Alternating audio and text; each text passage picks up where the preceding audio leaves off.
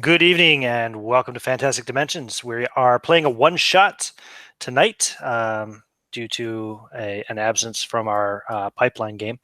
And unfortunately, we've already lost another player from the one-shot, but I still have 3 players here. So we are going to play the Winoka Point Research Center. So my 3 players here are playing urban explorers who live in or around Portland, Oregon. They have a YouTube channel for their explorations where they upload their videos and push for subscribers and Patreon money, etc. Their group is called the Extreme Urban Explorers, or their channel name is CoC7e. So why don't you guys go ahead, actually, just real quick and introduce your characters, and describe them and kind of like what they're known for, if they have anything else that they do outside of the urban exploration student stuff. And then I'll do a quick little intro and we'll get straight into the investigation. Let's go with you first, John. I'm Jens. I play Danny Van Busk. He's a college student. He studies philosophy and arts.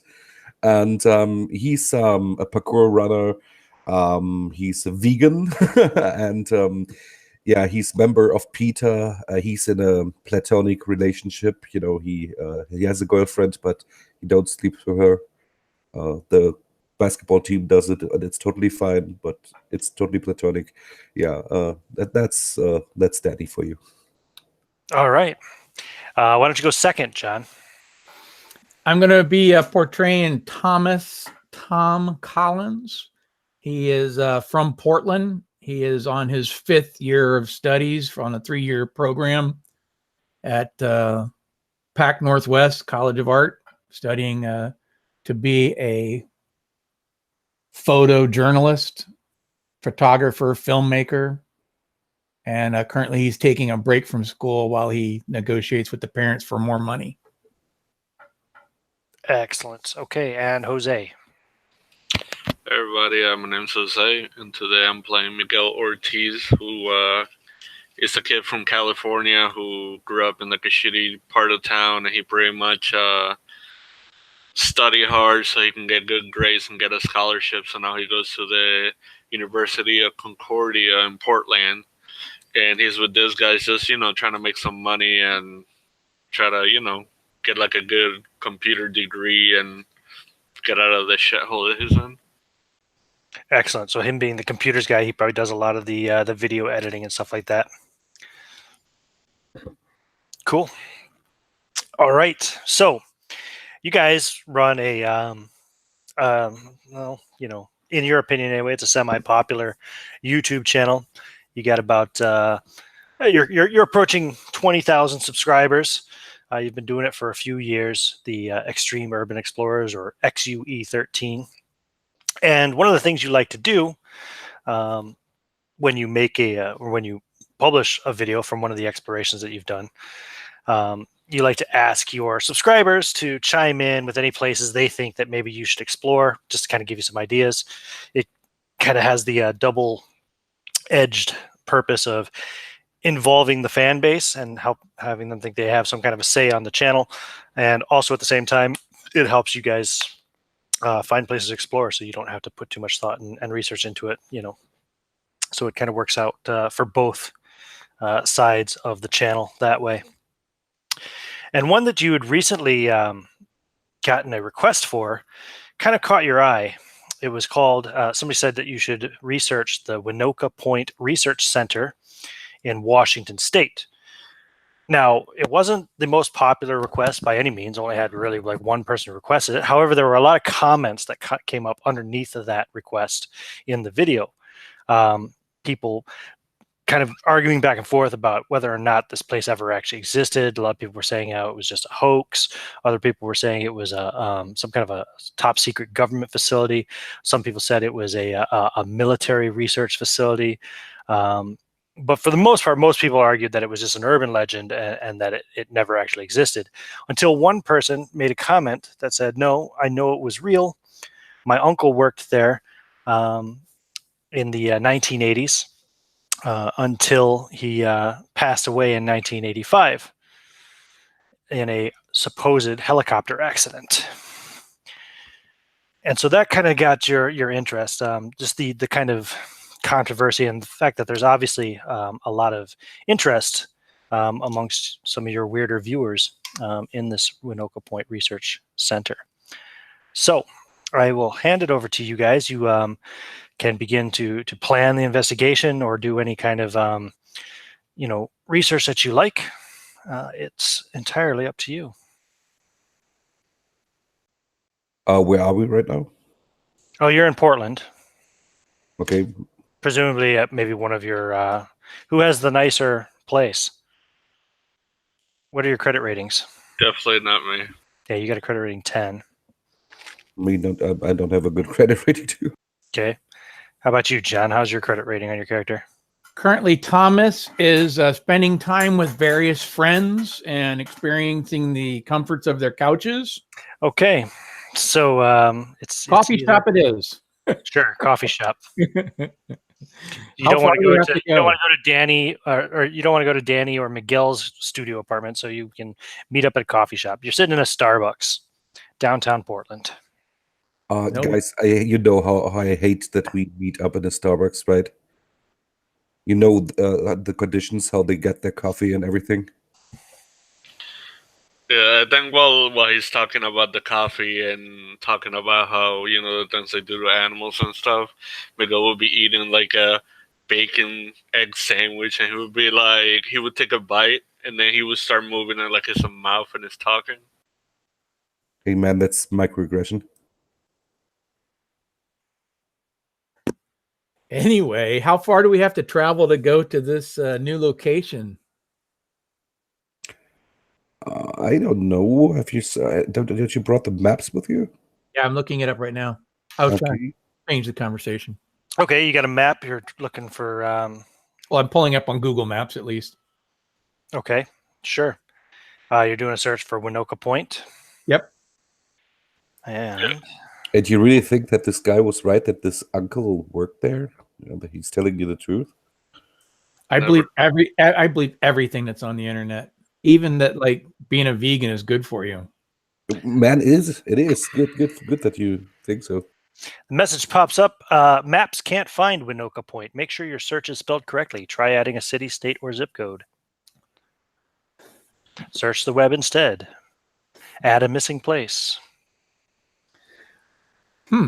Well, I'll pull up the previous nod from that one person. Ask if they and send them a quick PM or whatever I have access to, Twitter, Twitch, or whatever, to ask them if they know where it is, how to get there.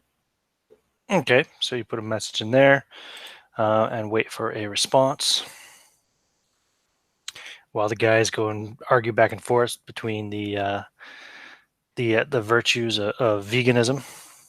He will while he's waiting, check on the various food trucks that are in the area and see if there's anything decent coming our way.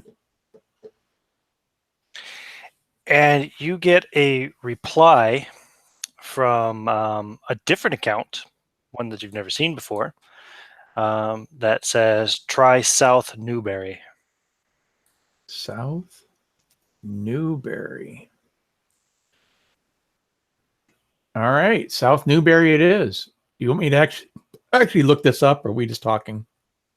I will be looking up as we're talking. It's a made-up town. You don't have to look that up.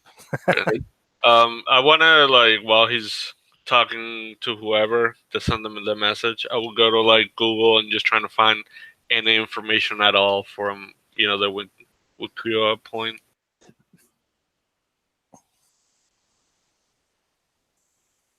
What about Winoka? So you're doing just a general Google search? Yeah, just see if I can find anything at all on it. Let's see. Give me a library use, or give me a computer use.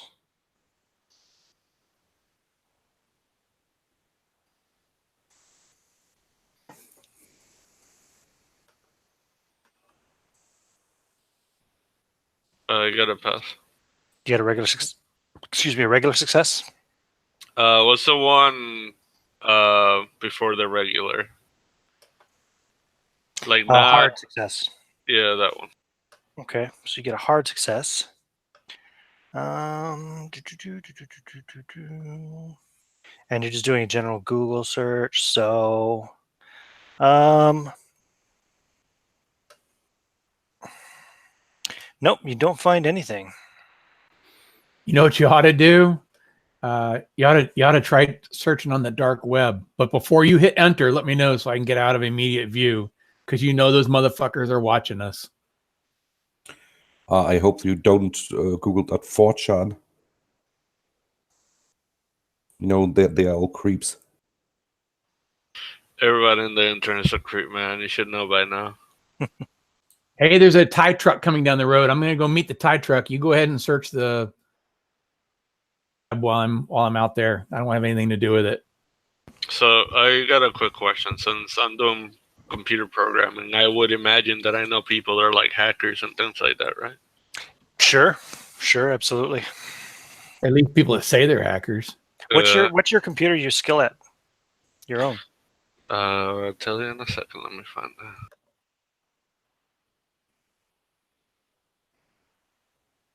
It's 75. Yeah, I would dare say that you know even some hacking yourself, and you would definitely have access to a Tor browser, so you'd be able to browse the dark web if you wish. What he's gonna do is he's gonna pull out like another laptop out of his bag. This is the one that is like really hard to trace, and he's gonna be like, "Danny, if I was you, I would get away from me for a little while, buddy." And he's gonna try to get through like the program and see if he can like find anything through there. Sure, and you will. I'm not going to make you roll again because you got such a good roll the first time. Actually, no. Go ahead and give me another roll anyway, just to see if you could do better. But give me another computer use roll. I got a 25. A 25. So do you want to spend 10 points to make that into a extreme success? Yes, sir. Okay. That's my luck, right? Yep. Did you write your luck down earlier when we made your character? Yeah. When I rolled, I got a 82. 82. No, you roll 3d6. Okay, so I rolled the wrong thing. Okay. Yeah. You roll 3d6. Tell me what you get.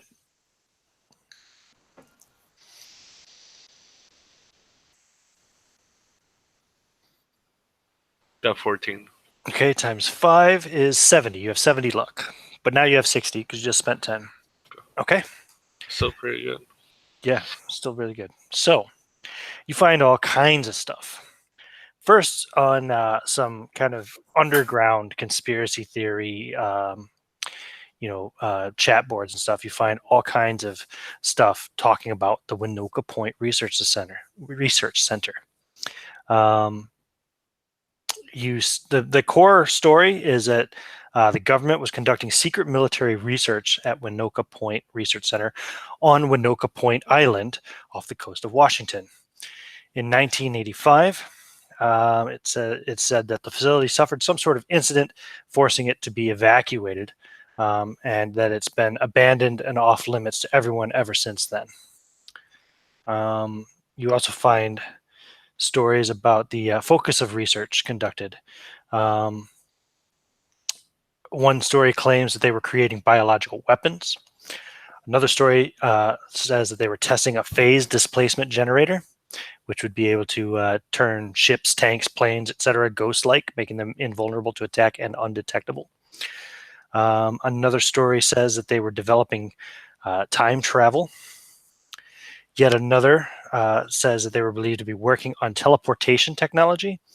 And then the most common one, probably of all, says that they were conducting interrogations and autopsies on extraterrestrials. And then beyond that, you also find stories saying that the waters surrounding the research center or the island are mined and patrolled by the Coast Guard. One person says that they got close on a boat and said that the building seemed to be in a poor state of repair. One but that they didn't dare get any closer for fear of being shot on sight by the Coast Guard or arrested for treason, etc., etc. Finally, last thing is there's a story about a group of urban explorers who went there in the early 2000s, but were never seen again. And then the extreme success kicks in, and you find a story about Henrietta Krantz, an investigative reporter working from Topeka, Kansas, that published a story about Winoka Point in 1992. She claimed that the Nobel Prize-winning biochemist Gregory Dodson not only worked at Winoka Point, but he also died there in the incident in 1985, not in a plane crash as was officially reported. There was never any proof of her claim presented, and shortly after the story broke, she committed suicide using carbon monoxide from a running car in a closed garage. Her husband, Jordan, was interviewed by the Topeka Capital, a local newspaper, and KTKA, a local ABC News affiliate, claiming that his wife did not commit suicide but was killed as part of a government cover-up. 3 days after the interviews, Jordan died in a house fire labeled accidental. Holy crap. So are they still in? Well, one of them went to the food truck, right? Yeah, Tom went out to the food truck to get some Thai food. And where did Danny go? I was sitting there and watching. He was still was he still there sitting with his laptop or? Oh yeah. Yeah, I would like look at Danny and tell him to come over to me, and I would pretty much log off the laptop that I was doing, the hacking stuff with. Sure. And I would give him like a notepad because I would be writing all this information down. That way it can't be traced, and give it to him. Sure. And while he's reading that, I would go to Google, and you know how in Google you can look in an area, the map, try to look at the island, see if I can see anything around. No, I don't think that I can find anything there on Google, right? Yeah, I already looked. So yeah, but yeah, there is no island by the name of Winoka Point maps. Maybe we should talk to this. But can you see if we get the email address of Henrietta Kranz, the reporter? Wait, what do you want to find out about her? Say again. I was answering the thing in chat that Jose sent. Yeah, I was asking Miguel. Oh, sorry. No problem. Yeah, I'm pretty sure I can find an email. I would think I would first jump on social media and see if I can find this person. If not, I would try to hack their email, like send them like an encrypted message. Who are you trying to send this email to? Oh, we got 3 people. I guess I would start with the reporter. The one that committed suicide back in 1992? Oh, that one. Is any of them alive or? No, all of the people that were named. Henrietta Krantz committed suicide in 1992. Shortly thereafter, her husband did some interviews claiming that it was a government cover-up and that she would never kill herself. 3 days after that, he died in a house fire. And the other name that was mentioned in Henrietta's original article from 1992 was Gregory Dodson, a biochemist who supposedly worked at the research center and died in the incident in 1985, according to her article, not in a plane crash, which is his official cause of death. They're all dead. Yeah, he would look at them and like after showing them all the information that he found, like, what you guys got any ideas?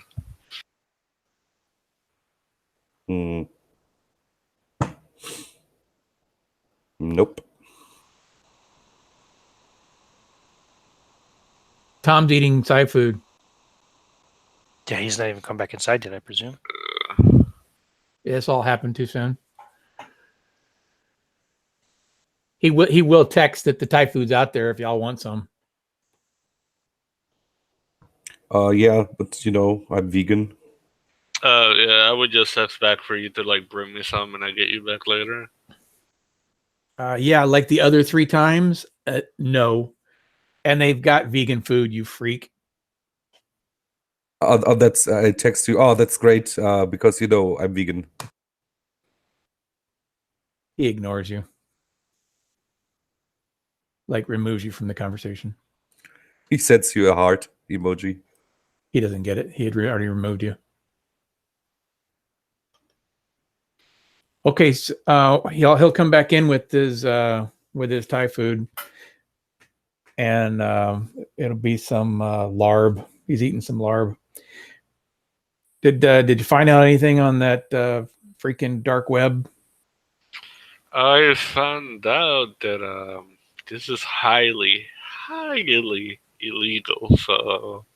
So that means we're in, dude. So something great for the channel. Yep, sounds great. We're gonna pick up all kinds of hits on this one.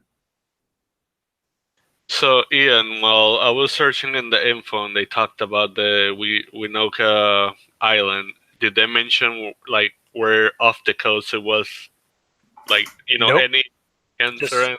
Just said Winoka Point Island off the coast of Washington, but you can zoom in and look at all the islands. There's no island called Winoka Point off of Washington. Give me an idea roll. Since you're thinking so hard about it, Miguel. What about the South Newberry? Did that not result anything? Oh yeah, you find South Newberry, all right? It's a small town, small coastal town, population around 400 and something. There are a couple of islands off the coast of that. Are they marked? They are. One is called the main one is called Connolly Island. Mhm. It's about maybe 8 miles off of the coast. And then off the southwest end of Connolly Island, there's a couple of smaller islands that are just called the Shards. I got a 22.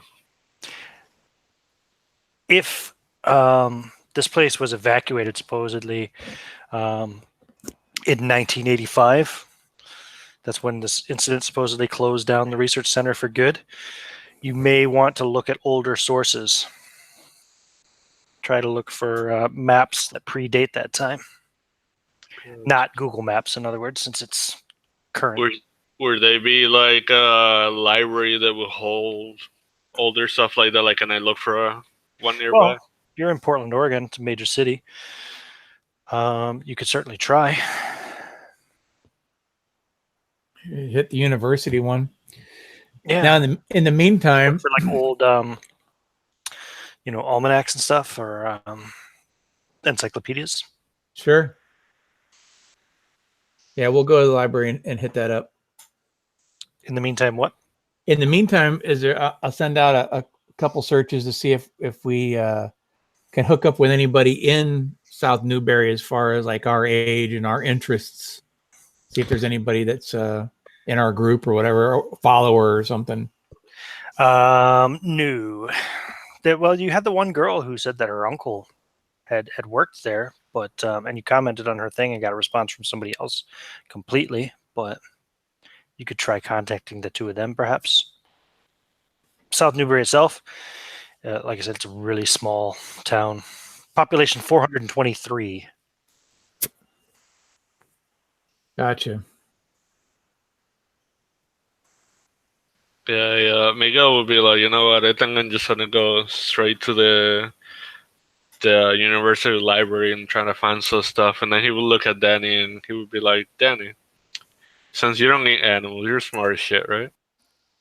Oh. Well, what do you want to ask me with that? Do I hear there's some microaggression out of it? Oh, you want to help me find some information in the library? I mean, you Yeah, know of how to course. read books. They're not made out of animals. Well, Of- some of them. But, Yeah, of course. Yeah. He would head that way. You're both heading to the university library. Yeah, Tom's going to go as well. Okay, you're all going to. Correct. He'll get an Uber. Yeah, no problem. Get you to the university library.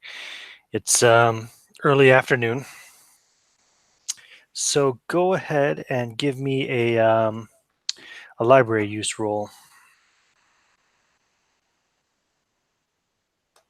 Alrighty, so I got a. One second. Where'd this thing go? Okay, a 35 out of. Where's this? I failed mine. I got an 80 out of a 25. Yeah, 83. I think mine is like 70 or 75. So okay, it's 60. My bad. So you 25 got out of 60. 35, 25 or 35? 35. 35. Do you want to spend 5 points to make it a hard success? Yes, sir. Okay.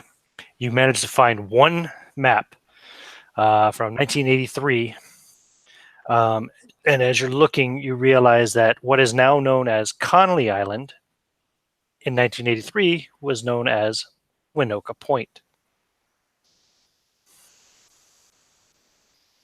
Nice. And you said it's 8 miles off the coast? Indeed. Oof, 8 miles. Yep. You're going to need a boat. Yeah, that's... He Big O would be like, "I'll be right back," and he's gonna go to the librarian chick, and he's pretty much gonna try to hit on her to get her to like making photocopies of like some of the stuff in the book, like maps and key points and stuff. Or you could pay her a nickel per page or whatever it is. I ain't paying shit. Sure, give me a charm roll. What's your appearance? 22. That's funny. I got an 11. Meanwhile, I make a Nice. video of us. Yeah, like, she makes you copies of anything you want. She even gives you a Free. dick. She gives In you a charge. dick. She gives you a dick pic. I'll take it. I don't care. Oh, bro. He would probably like flick her on the chin. He would be like, "Thank you so much. You don't understand how much help you are. Like, I really appreciate it." Yep. Cool. So you get a map. I'll actually change my display here. As soon as my XSplit wakes up. There you go. Nice. So Connolly Island is formerly known as Winoka Point. I can send that to you guys in the chat too if you want. Yeah, he would have had her made enough copies for like each of them, so he would like clip it and give it to them, showing like maybe like if there's like a port nearby and key points that were in the island before and whatnot near the area, like points of interest. Yeah, it's like 13 miles. That's ugly.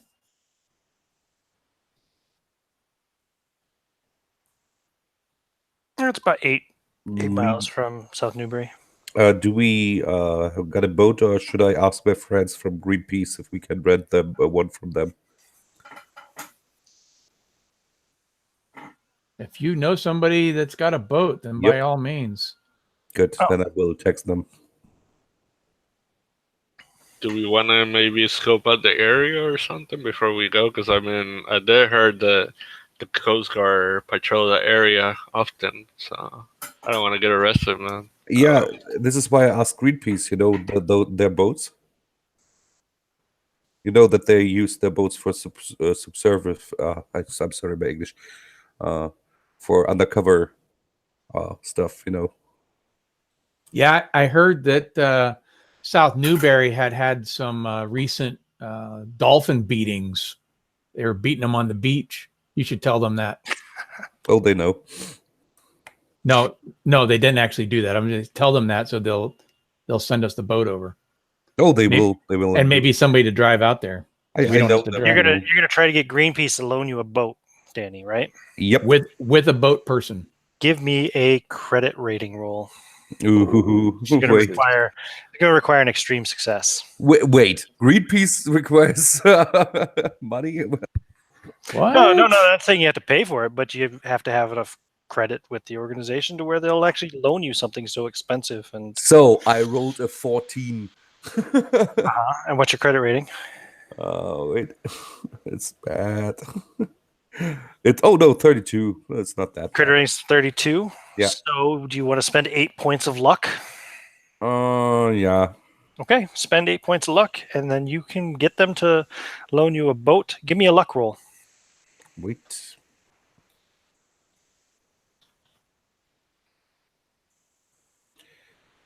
Yes, 30. Okay. Yep. And you get somebody who knows how to drive the boat as well. Nice. Yo, guys, Where do you want them to meet you? yeah, I asked them. I asked the hey, where should we got a boat? We got a boat driver. Where should we meet? How about Bayville? So we're not actually in South Newberry. Because Okay. that they mentioned South Newberry might have something to do with it. So let's give up a couple miles and go to, because that's right at the bottom of that I think it's natural about preserve. 5 miles from South Newbury. I said it was a couple miles. I'm sorry. I'm just saying. I texted him. Probably get some supplies before we go.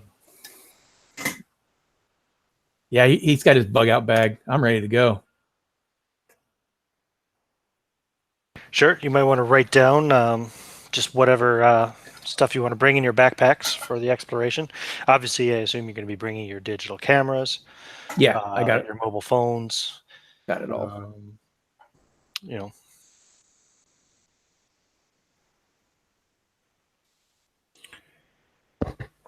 How's this thing called? Fuck. I'm going to need a little more information than that, buddy. I know this my English. I'm sorry. What does it do? What's the function of it? Yeah, you get the coordinates from the satellite directly on this GPS. GPS. Thank Yeah. you. Yep. Yeah, you can. I mean, most mobile. Your microphone. I'm muted. Okay. Yeah, most mobile phones will also have GPS. Yes, Indeed. but they are really good GPS. You know, I'm like Right. safety first. Cool. Yep. No problem. I would imagine the boat comes with that. Yeah, but when we are on the island, you will be thankful. Yeah, he wants. He wants we a should get a personal compass too. Yep. Okay. Yep. So you get some compasses, a portable personal GPS locator. I do have a question. If you don't want to do it, I understand 100%. Since we know now that this is Coney Island and everything, is there any way I can go back into the laptop and try to see if I can find a map of the place? Yeah, sure. Give me another computer use roll. Okay, I got a 23 on that one. Yes, you do. I'll send it to you in the chat, and I'll put it up on the screen Okay. when it becomes appropriate to do so. By the way, Tom, Miguel, you know I'm totally against it, but what about guns? I'm not gonna lie to you, buddy. I never used a gun before, so if you know how to use one and you want to bring it, I don't mind. But if you get caught, that's on you. I never saw shit. Okay, Dude, you're not bringing me down with you, all right? Hey, I don't have any. I just asked. If, I'm only year 2 in my 10 years of probation, dude. I can't be holding no guns. Yeah, Okay, it would be very illegal. You can always bring a knife or maybe a bat or something. And you know what are you going to bring guns for? To get in a gunfight with the Coast Guard? Probably not a good idea. No. You never know what edible kind of wild dangers are there. You know, I love edibles, but sometimes you have to defend yourself. True. Maybe you want to bring something else. I don't know. I mean, Dude, I can't. I can't wait to run into edibles that you would think are edible that we have to fight. I want to see I'm you not fighting about fighting a tree or something. Hey man, I'm not about edibles. I'm about like when I'm meeting up a bear or something like that, or a wolf that wants to attack me. I would want to defend me myself. How are you gonna meet a wolf in an island without? It's just an example, man. Okay. in your research on Connolly Island, Miguel, you would see that the only animals I think that are really indigenous to the island are sea lions and seagulls. Sea lions are delicious, dude. Yeah, he would What's look the at difference between that. a seal and a sea lion? The actual shape of their spine and the way their tails are formed. Seals have a solid flipper, and sea lions have a split tail. So seagulls are the primary animal residents of the island, and also some seals or sea lions. Potentially. Yeah, finding that There's no out, bears, no wolves. he would look at that and he would be like, "You might want to bring an umbrella so them birds don't get you." What? I sorry. They'll poop on you, dude. Yeah. But remember, you have read the article about at the beginning of the 2000s about the group before. I didn't read any article. What are you talking about? I talk with Miguel. Yeah, he would show you his notes about when he found out about the group who had went there before who never came back. Yeah, it's no article at all. It's just some chat message board on a conspiracy website that said that some urban investigators went out there in the early 2000s and were never seen again. No names, nothing specific. Just Well, they ran into trouble because they didn't have the followers that we got. We got this. Yeah, but we should. Well, when we make the video, we should say that we should tell the audience that it's totally dangerous and that there was a group that disappeared there. It's always good for clicks. Yeah, maybe we can find their video or something and go all Blair Witch with it, make $1 million. Hey, can you imagine we find their corpses and we make a video of that? Dude, you're gross. What happened to being a vegan? Hey man, those aren't animals, and I don't want to eat them. I just say, hey, think about the clicks. Think about the internet fame. I don't think you're a vegan at all. Hey, He's a poser. You are a poser, dude. You are such a poser.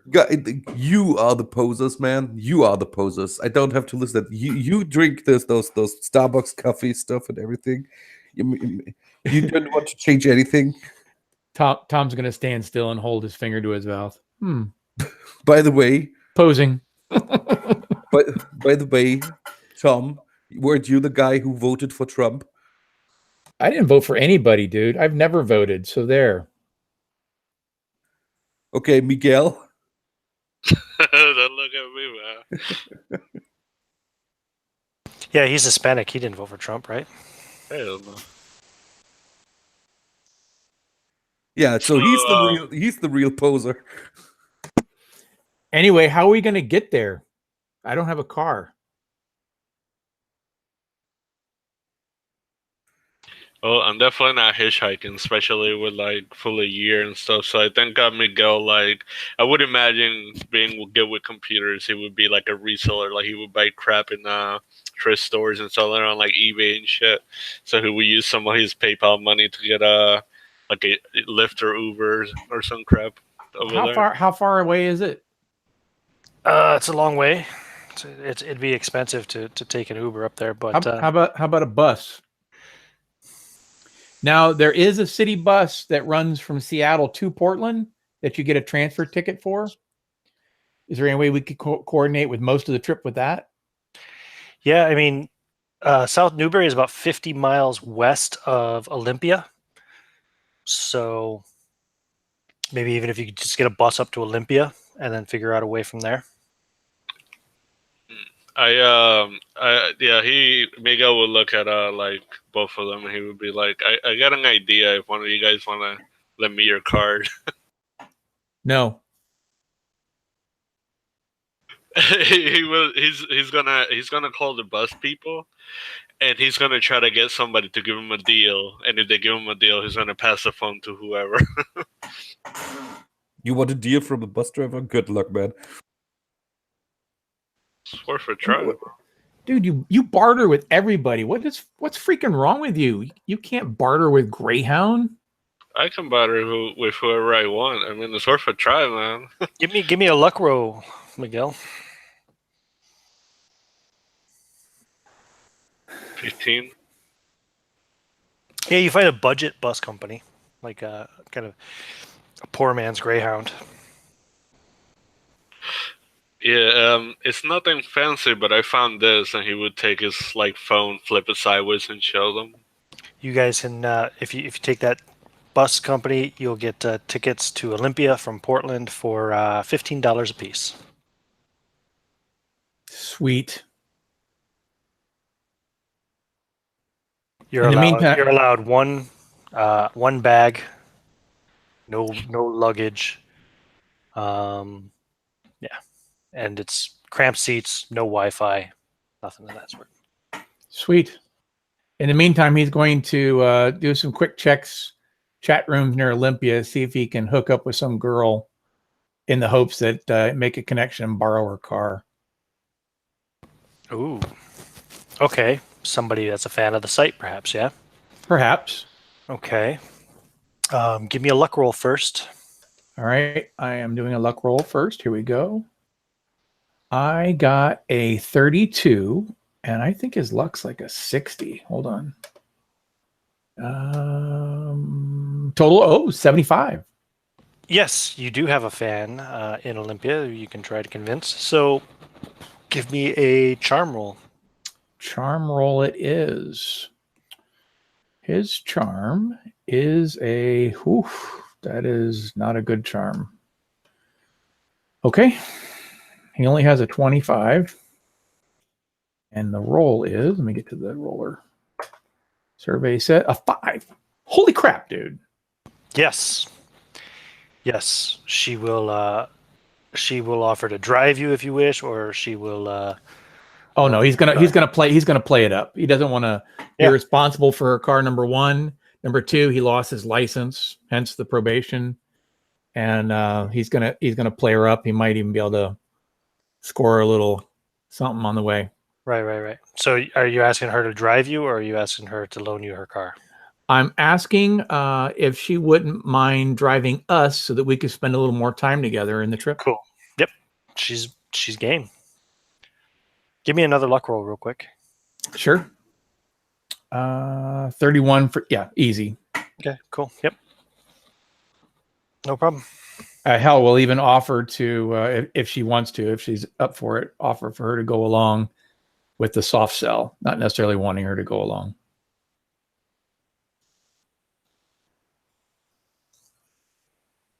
But definitely playing it up if she shows any interest. Oh yeah. She seems quite interested.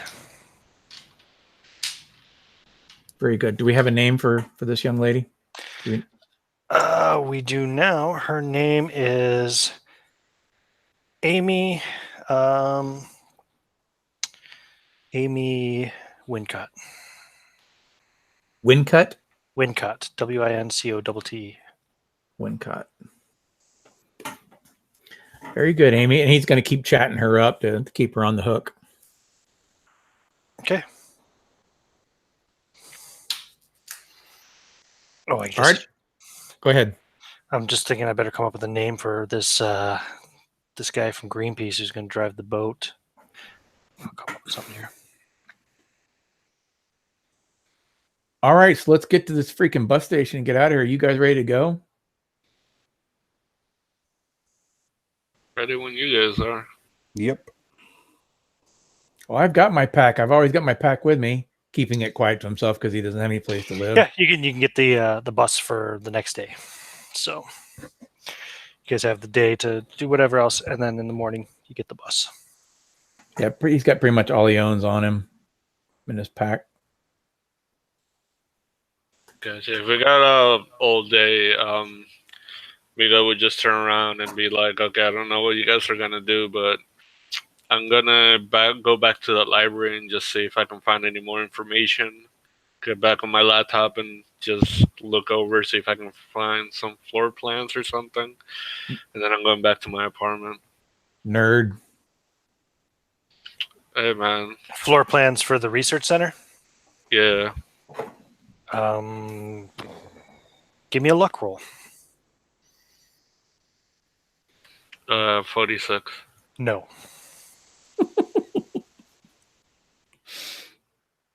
It was worth a try. It was funny. Yeah.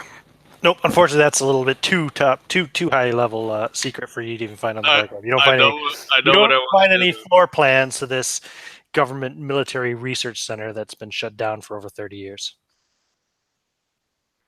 That's fair. Unfortunately. Good try though.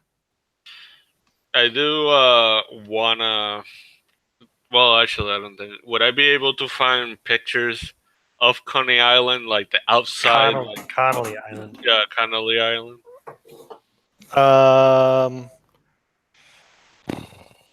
Yeah, you find a I just couple trying of to get a buff pic. pictures from that person that went out there on the boat, supposedly, but it's distant. It's like a mile offshore from the island, and yeah. And then they show you a picture of the U.S. Coast Guard boat that ran them off. See some guy in freaking like in a vest with an assault rifle, and yeah. Yeah, I was gonna say like this is probably dumb, but would there be any way for me to find out like a route, anything that would show like a route that the Coast Guard takes, so that maybe we can avoid them? No. Well, with that, I think he would just grab whatever he found and just go back to his apartment and just gather supplies and rest up for the night. No problem. Okay, so then in the morning, you guys will get up, go down to the bus depot. It's in like the absolute worst neighborhood in Portland. I've never been to Portland, so I don't know, but let's just assume there's some really rundown, shitty neighborhood where all the fucking drug addicts hang out and stuff. And I don't just mean the pot smoking hippies, but I mean like the worst of the worst. And you're down there before sunrise, essentially, to wait for your bus, which is then 3 hours late. So you end up sitting around, killing time, waiting for your bus, and trying not to get mugged before it finally arrives. Let's take a real quick. I just need like a minute. I need to grab a drink. I'll be right back. I also will grab one. Yes, I'm a bit of a. By the way, I'm vegan. Well, you can still drink stuff.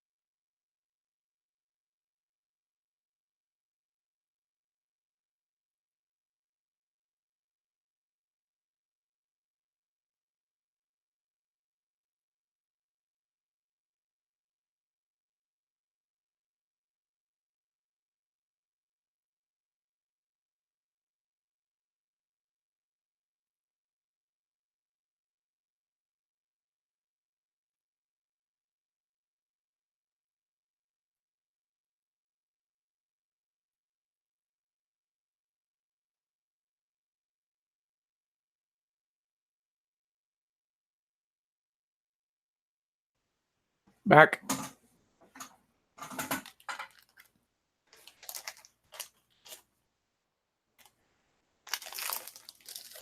All right, I'm back. As am I. I think everybody ran for a drink real quick. Cool. We'll wait for a check-in from. Okay, Jens is back. Just wait for Jose to get back, and then we go.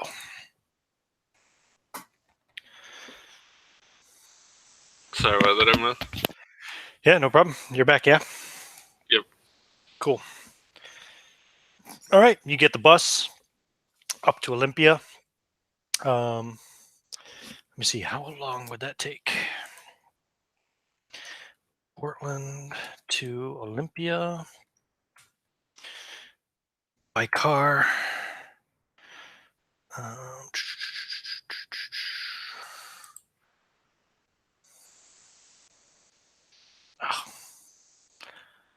Well, come on. Oh, wait, there it was. Where's drive time? Drive time. So, well, let's say bus. Yeah, it's about 2.5 hours. So, despite the fact that your bus is a few hours late, you still get up there kind of just a little afternoon. Maybe we'll say it's about between 12:30 and 1 o'clock in the afternoon when you arrive in Olympia. What's the plan from here? Did you have your girl meet you over there to pick you up? Yeah, he's going to stay in touch with her the whole way. One, so that she doesn't get left stuck sitting there. Yeah, and again, too, it's like in the worst freaking neighborhood, these damn budget bus lines, you know? Hell, even the nice bus lines don't usually stop in the nicest neighborhoods, but... Yeah, and he's going to warn her that it's not in a great part of town, so let us get there first and get set up, and then we'll call you in so you don't have to even stay there for 1 minute. Cool. Yeah, and so once you do call her and stuff, fortunately, it only takes her maybe 15 minutes to get there to pick you up. And yeah, she's kind of nerdy, but not unattractive, and a little shy maybe. But she kind of fangirls and gushes and tells you guys, "Oh, I'm such a big fan of the show. Oh, the episode you guys did at that old abandoned psychiatric hospital. It was so scary and cool. And oh man, did you ever see the episode that Ghost Hunters did there? They picked up some crazy EVPs." Does she have glasses by any chance? Sure. Amy, you are putting off a serious Velma vibe. I like it. Oh, she kind of blushes. Hey, I got something for you. He's going to give her his only ex U13 shirt. He had a T-shirt made a while back. He still got it. Awesome. She's extremely grateful. Oh, thank you. Wow. So where do you guys want to go? What's the plan? What are you investigating? We're going to be meeting some of our Greenpeace connections. He's going to let that sink in for a minute. And we're going to go out to Connolly Island. Connolly Island. Never heard of it. What's there? We're not entirely sure. We think it might be some sort of dismantled or dysfunctional or destroyed military base. Oh wow, that sounds dangerous. Her eyes get kind of big.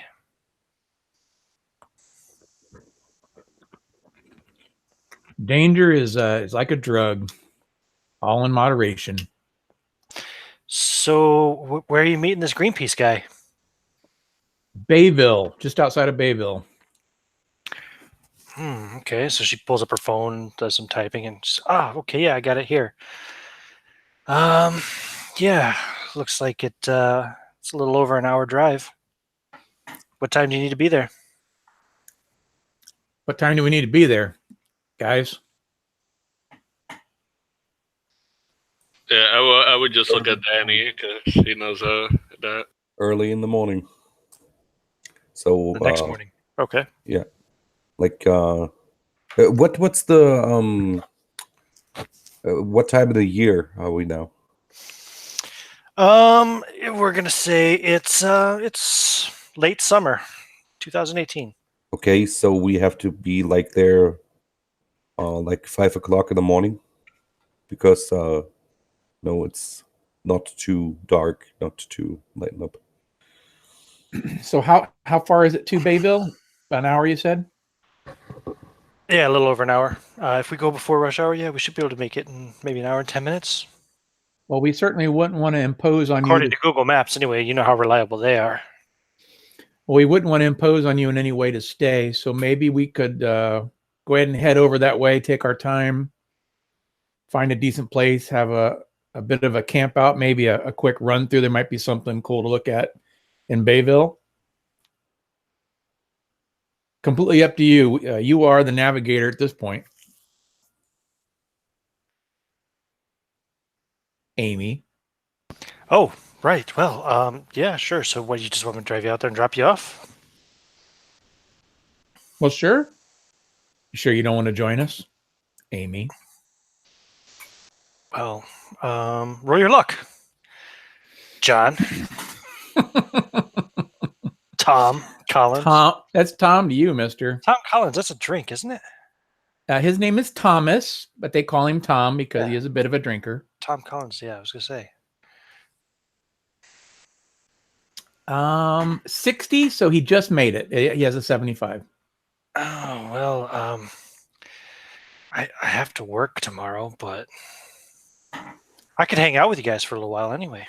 That sounds great. I think Miguel would like put his face like in the middle between the seats, and he would look at Amy, and he would be like, "Amy, is it? Are you sure you don't want to come with us? Because you might never get a chance to like witness. You know, it's something might happen. You never know. Something you might never seen in your life." Oh, come with you like to the government base or the military base? No, like out here while we're doing our research and gathering stuff to put our case together. While he's saying that, he texts her and says, he's a weirdo. Don't listen to him. Yeah, she's driving, and I rolled a 94. She doesn't notice the text. So give me a persuade roll there, Miguel. Woo! I'm pretty sure I passed this. I got a 3. Oh, Jesus. Yeah, you have like 75 in persuade as well, right? You had like super high computer and social skills and nothing else, I think, if I recall Yep. correctly. Well, she's like, I guess I could call in sick. I mean, Michelle calls in all the time. She never gets in trouble. I haven't missed a day since, since winter. Yeah, why not? Yeah, Camping, see? you said, right? And you can tell Can we Tom just, all your stories about how much you like, the channel. Can we just swing by my house real quick? I want to pick up some extra clothes and stuff. Oh, absolutely. And stop by, and we're going to fill your tank up for sure. Oh, great.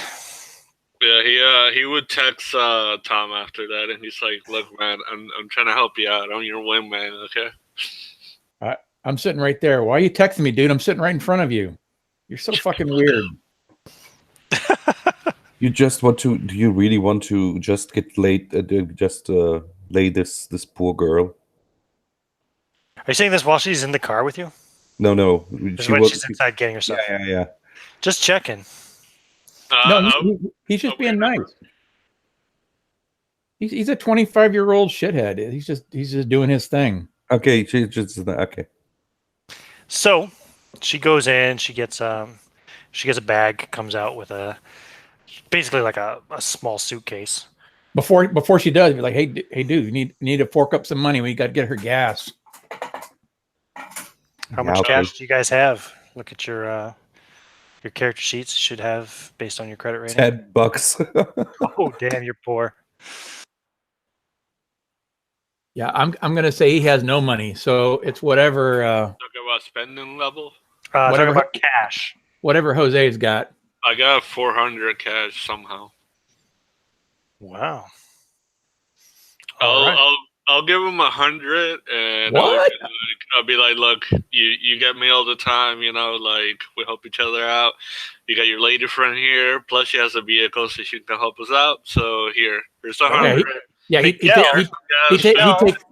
the 100. Miguel, who hasn't paid you for the last 3 visits to the food truck, hands you 100. Yep, he takes the 100, puts it in his wallet. Sweet. Okay.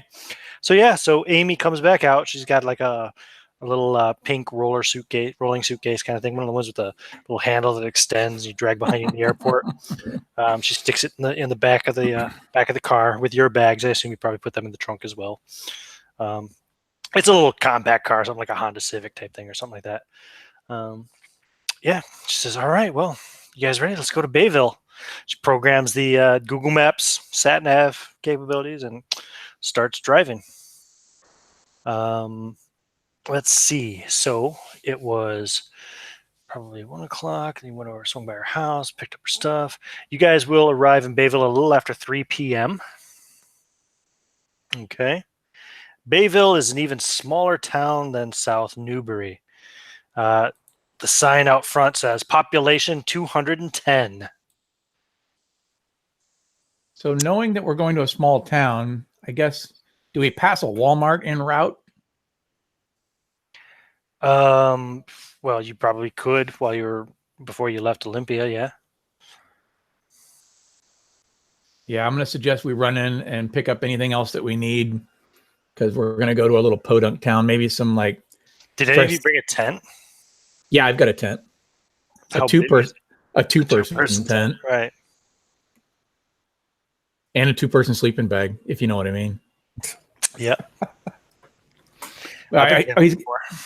He's going to go. He's going to go into the Walmart and grab like granola, the granola bars, and I actually have brought some of them, but Miguel will go in there too and grab like a sleeping bag, and he would be like, "Danny, you coming?"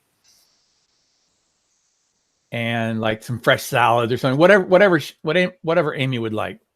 Sure. She's good. She's like, she's like, I'll eat whatever. I'm not like one of those annoying vegans or anything. He's all like team venture. Yeah. Don't forget to grab some beer. Beer. You're the one with the fucking bankroll, I think, man. Yeah. That's what happens when you're cheap. That's why he fucking bargains for everything. Well, then what he will do is he'll go pick up. Do they sell beer at Walmart? They do. They sell beer and wine. Okay, wasn't sure. I haven't been So to he's Walmart. going to go pick up a decent like a well, I don't say decent. I mean, he's going to get a box wine, like a cab or something for $10. Like a Yeah, sure. 2.5 liter, something like Yeah, that. you get a box of wine. Miguel, you grabbing a case of cheap beer or something? Maybe a ice box and some ice. You said Probably get one of those like foam coolers and get like bread and sandwich meat and crap that would last them for a little while. Grab like this big pack of those natural ice, nasty as beer. Yeah, natty ice. God, they still make that. Ugh. Yep. What is with that? What's up with that? It has no flavor. It's just terrible. Awful. Okay. Bitter. Yeah, it tastes like bitter water. If you're lucky, there won't be any chunks in it. It's just a terrible beer. It doesn't. Okay. It doesn't even deserve to be called beer. Yeah, you can get like a 24 pack for like $8 to $10. How familiar are you with American beers, Jens? I just know the butts from America, and it's pretty disgusting. So like Budweiser, let's say Budweiser's a 5 out of 10, which it's not, but let's just assume if Budweiser was a 5 out of 10, Natty Ice is like a 2 out of 10. Okay. It's awful. So but it's dirt cheap. And I will have to be nice, and I will give some money to Danny too, and I'll be like, look, I don't do this often, so take advantage of it. Go get some shit. And I don't want to hear vegan this, vegan that. You want bananas, whatever, just go grab it, man. Okay. Cool. So you can get some food too. Yep. So I can make a nice salad for us all and some tofu strips. Yep. Yeah, you can get some tofu and some salad stuff and anything else you gonna pick up, Danny? No. Okay. So Walmart trip is done. Get in the car now. That's gonna put you back. So it'll be about 3:30. Since we're there and they got all the camping stuff, since he was mentioning weapons earlier, we get one of those little like hatchet things because you can buy them there. So yeah, you can get a hatchet. Get like a small rope, like little like camping stuff, like nothing crazy. Can you get everything in Walmart? You can get a shotgun. You can get pellet 22s, pistols, small pistols. America, okay. You can get a machete if you wanted one. Yep. And an axe and a hatchet. But that's so here it. you go. Let me give you your stats for your hatchet there, Miguel. That does 1d6 plus 1 plus damage bonus for damage. It uses fighting axe skill. And yeah, you can swing it once per round. That's all there is to it. Pretty simple. Well, that's not for me. That's for Danny. Oh, okay. He gives it to Danny. So Danny, you can write that down if you wish. Okay. And let me see. Where's the bit here about weapons? Fighting. Here we go. Axe has a base of 15%. I assume you didn't put any points into axe fighting, so you get a 15% base for using it. Shout out to Seth Skorkowski for pointing out to me what point in the rule book it was to find all those different weapon skills, because I played several sessions and couldn't find them. I was convinced they were in the Pulp Cthulhu rules, but nope, they're on page 64 of the Call of Cthulhu Keepers rulebook. So, all right. Walmart trip is done. You guys get to Bayside about 3:30, 3:45. It is a small town, mostly like a fishing community. Not much to it. It has a gas station / convenience store that closes at 9 p.m.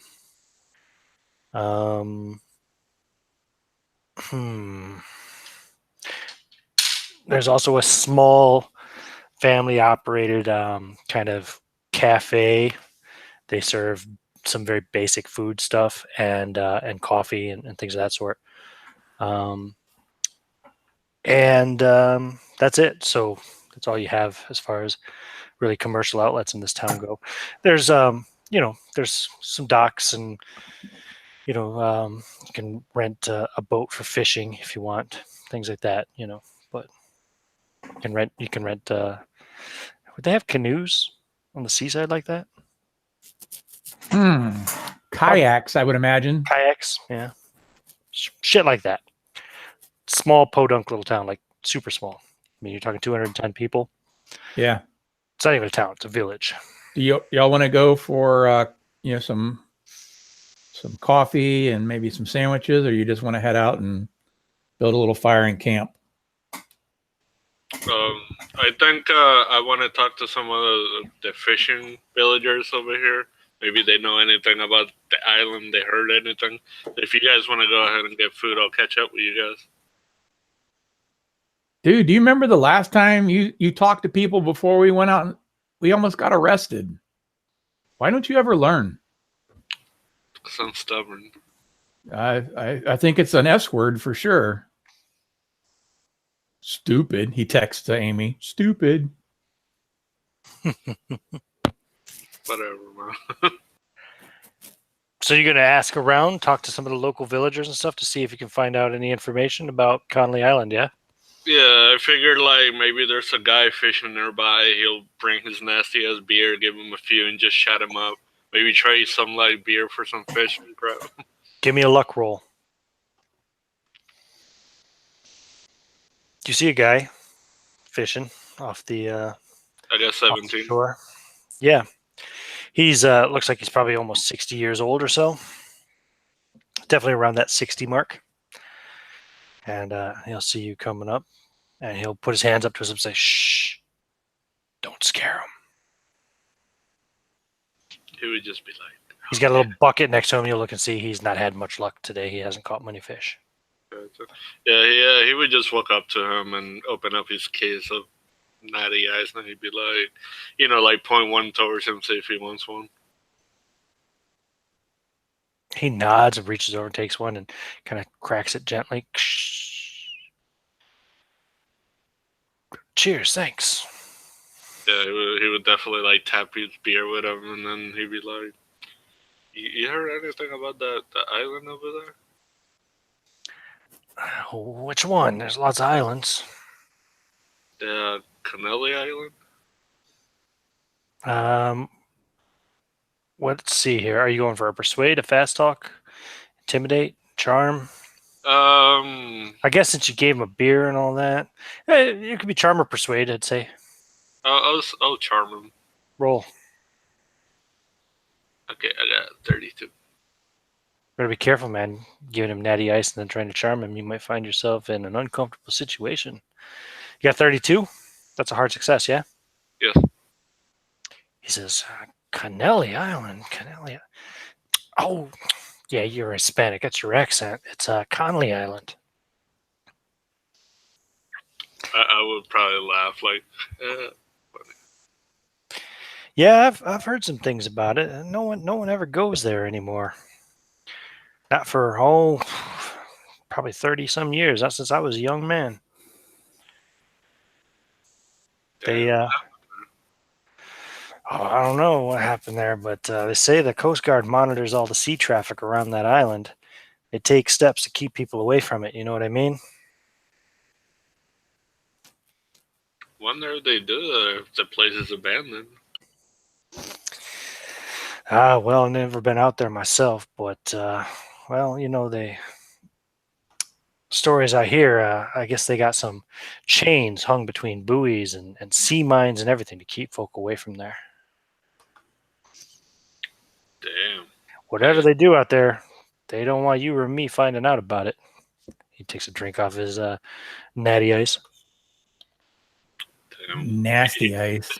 He would probably put like 2 more beers next to him, so that way he can have something. Oh, later. thanks. Hey, he would be like, Cracks one open.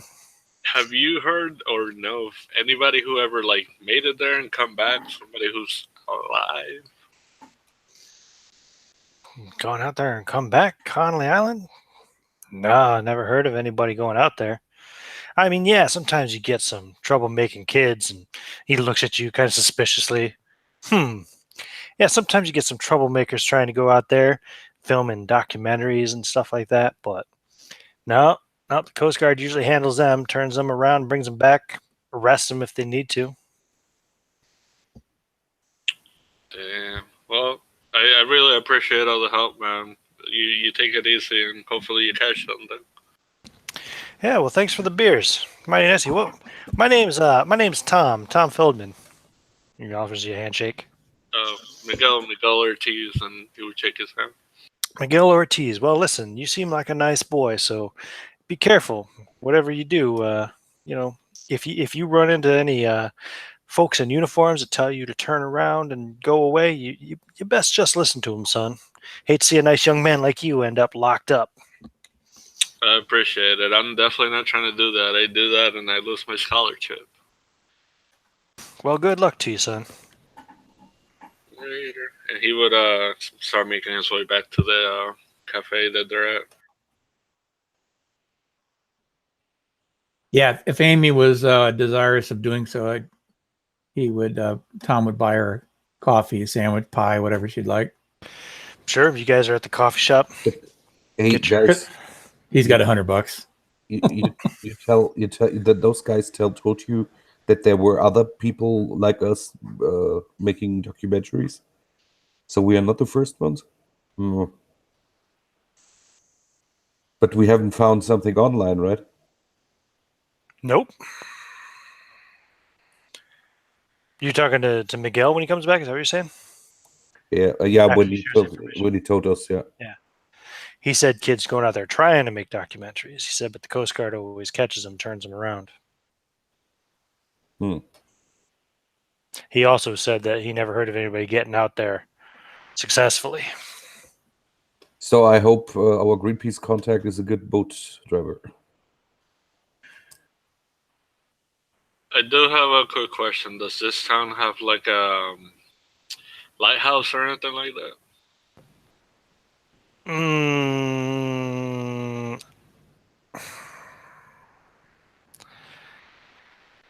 They would have some lights. It wouldn't be like a lighthouse. You know what I mean? Be unmanned. Navigation Imagine, lights. imagine any kind of coastal town is going to have some navigation lights just to keep people away from the shallows and stuff like that. You know what I mean? The only reason I was asking is because I was going to try to sabotage it, see if I can get the Coast Guard to mess with it to give us a shot, but never mind. All right, fair enough. Yeah, it'd be like automated stuff, you know?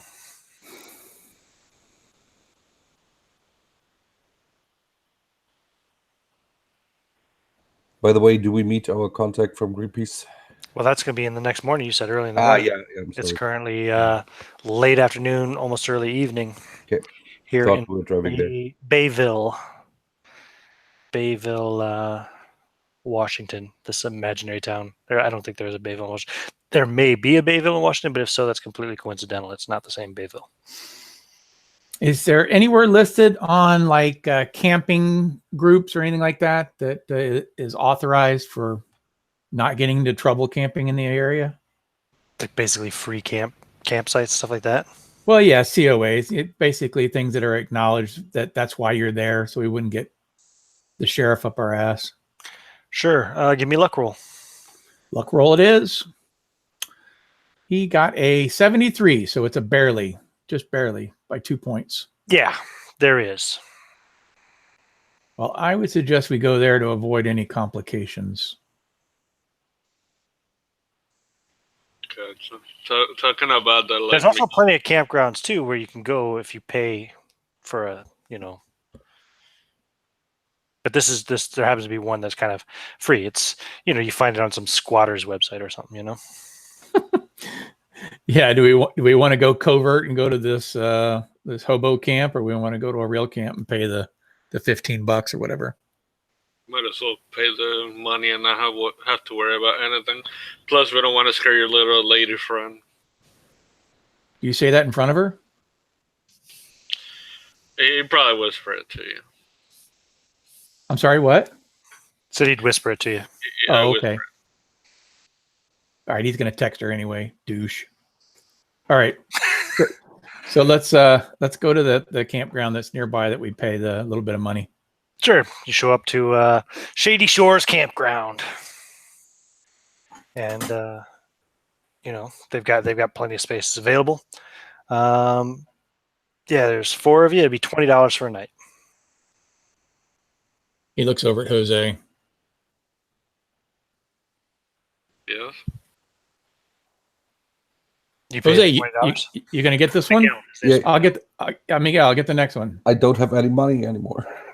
Yeah, I got you. He'd be like going through his wallet, like, get that. Fork up the $20. Yep, cool. All right, yeah, they put you on, lot 18, and you can go out there and start setting up your camp. It's by this point in time, it's probably close to 5 o'clock in the evening, but it's late summer. I imagine you're still gonna have sunlight for several hours yet. Oh yeah. Daylight anyway for several hours. Beautiful tall trees. I mean, it's very nicely forested, and those big old West Coast trees. There's a few other people camping on the grounds. Not very many though. Yeah, you can set up your camp. You get your 2-person tent set up, and sleeping bag laid out inside. Hey guys, should I make some food first? Sure. Poison me. Sounds good. Good. Yeah, make some salads and make the tofu. Right. Amy said, "Oh, thanks, Donnie." Yeah, he texts Amy, vegan. While they're setting up and She everything, giggles. Miguel would take out his phone and put it so that way he can connect online through it with the laptop. And he wants to get the phone number of the police department in South Newberry. Town of 423 people. I don't think they have a police department. You're going to have to get a county sheriff. That's fine. He would get that number. Yeah. Sure. Yep, and then I think that'd be it. After that, he's just gonna, drink, chill, have a good time before the next day.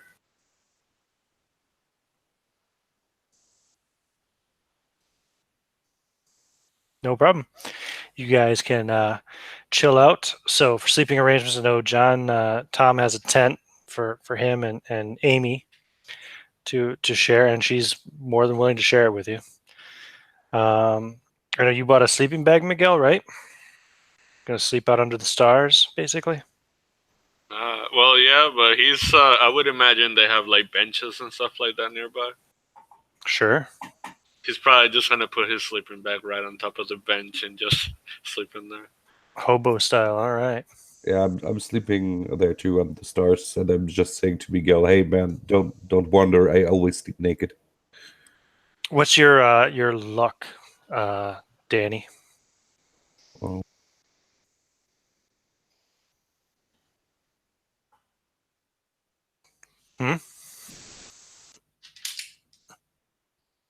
Sorry, got muted. 32, but I spent it 8. So 24. yep. How'd you end up with a 32 luck? You spent luck. Oh, that's after you spent 8. Yeah, after I spent it. Yeah. Okay, so you have 32. Right, got it. Oh, yeah, it rains. Nice. Rains a lot. Okay. Yeah. So, I Tom, always, while you're in the tent with Amy, all snuggled up and getting warm and getting warmer, it's you Right? hear the sound of gentle rain start to fall on the tent, and then it picks up, and then it picks up, and then it's just pouring rain. You gotta love Washington. Amy says, "Hey, you know it rains 9 months out of the year here, they say." And then it's just drizzly for the other months.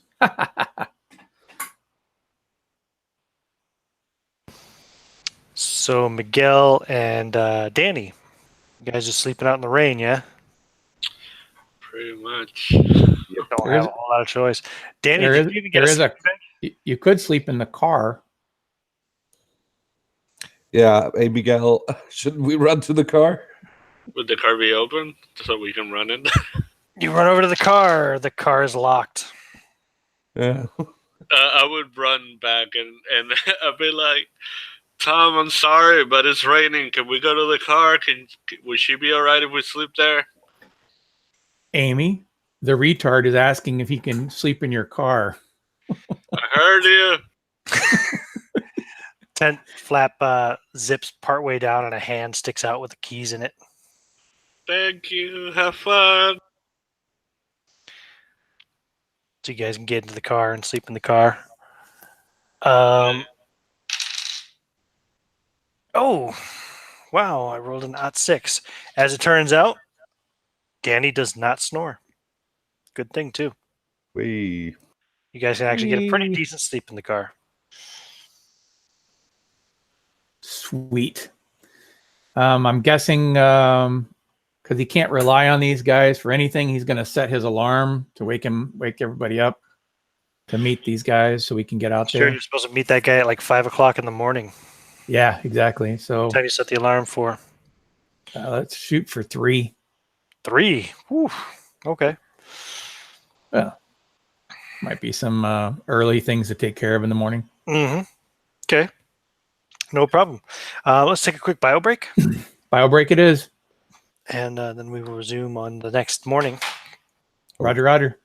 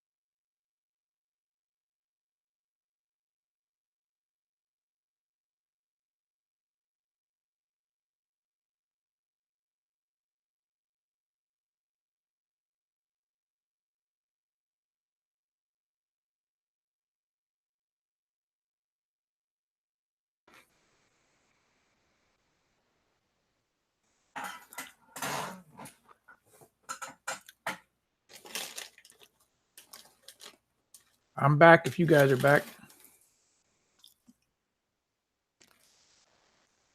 Yep.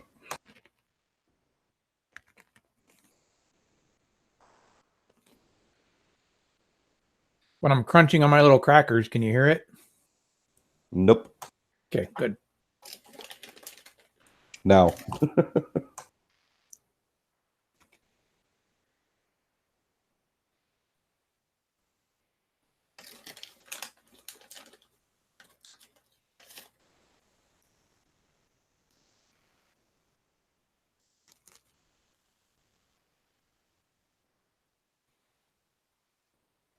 Hello. Hello. Hey, what's going on, man? So I just read something in the text. What is your plan? What are you talking about? Okay. Oh, you want me to tell you now or wait until everybody comes back? Ian will be back in a minute. I didn't know if I missed it or not. You haven't said anything yet. Well, I mean, I can tell you, and then I can tell them. All right, I'm back. Okay, cool. You guys talking about me? Yeah. Yep. I had a plan, so I figured I'd tell you, and then you can tell me if I can do it or not. Okay, what's the plan? My plan was to call the sheriff office in South Newberry and just leave like a quick, you know how when you call them and it's anonymous, and tell them that there's some people that in the port that they're gonna smuggle some like drugs like ecstasy or something, and to get the Coast Guard involved or something. Okay, so As a distraction. right. Yeah, and then hang up the phone. And you're gonna try to tell them they're smuggling some drugs somewhere around the South Newbury area, yeah? Yeah. Okay. Give me a persuade roll, please. You're calling this in at like 4 o'clock in the morning? When I would figure whenever we Or if get you want up to hold meet it this off person- until you know you're heading yeah. out. I would wait until we're heading out. Don't roll anything yet, then. Just save it. Okay. Well, I already rolled, but I'll tell you in a bit. Okay. So, you guys are all up. Morning. Amy's a little grumpy about getting up so goddamn early, but yeah. So she will drive you over to the docks in Bayville, where your Greenpeace guy will pull it up to dock the boat. So he's kind of a big guy. He's about 6'4", maybe a little over 200 pounds. Big ginger beard on him. Long hair, greasy, pulled back into an unkept ponytail. And he comes off the boat and says, I'm Barry. Offers to shake your hand. You must be Danny. Yeah, hi. We texted to each other. Mhm. Thanks for the helping. Yeah, so what's this about Yeah, we animal, went to, animal abuse or something? yeah, on Connelly Island. You know you know the stories about that, right? No, can't say I do. No, you don't know about the experiments that the government did there No. on animals, and we want to record this and put it out. I'm from California, man. Not that Dude, far. they're messing around with sea lions, man. And dolphins. Really? All right. So what's this island like then? You said it's a government facility. Yeah, It sounds used to pretty be- dangerous. It closed like 30 years ago, dude. We're just trying to collect evidence. All right. But there's something going on because the Coast Guard still patrols around it. Is that going to be a problem? Well, we're not going to go today then. Maybe tonight. Don't want to be going out there when the sun's up. yeah. This is why we're now here. You know, in the twilight. Yeah, exactly. It's 4 o'clock in the morning. It's 5 o'clock in the morning was your rendezvous time. Yeah, And it's 5 o'clock. the sun will be coming up. It's summertime. Yeah, the sun will be up in half an hour. He's like, no. He says, we can go after dark, but I'm not taking any chances of a Coast Guard encounter during the day. Hey, Miguel, haven't you made something about that? I guess I would let the guard in on it, see what he says. Yeah, that's all well and good for their boats, but what about their drones and stuff, man? I'm pretty sure they're gonna bring them back if they think there's people smuggling drugs. Yeah, and what if they think we're the ones smuggling drugs? Yeah, we'll be like the only boat out there. We're not in South Newberry though. We're way down here. It's like 5 miles away. It's not that far, man. Sounds pretty risky. No, we totally got to do it under cover of darkness, man. No way I'm going out there. That's fine.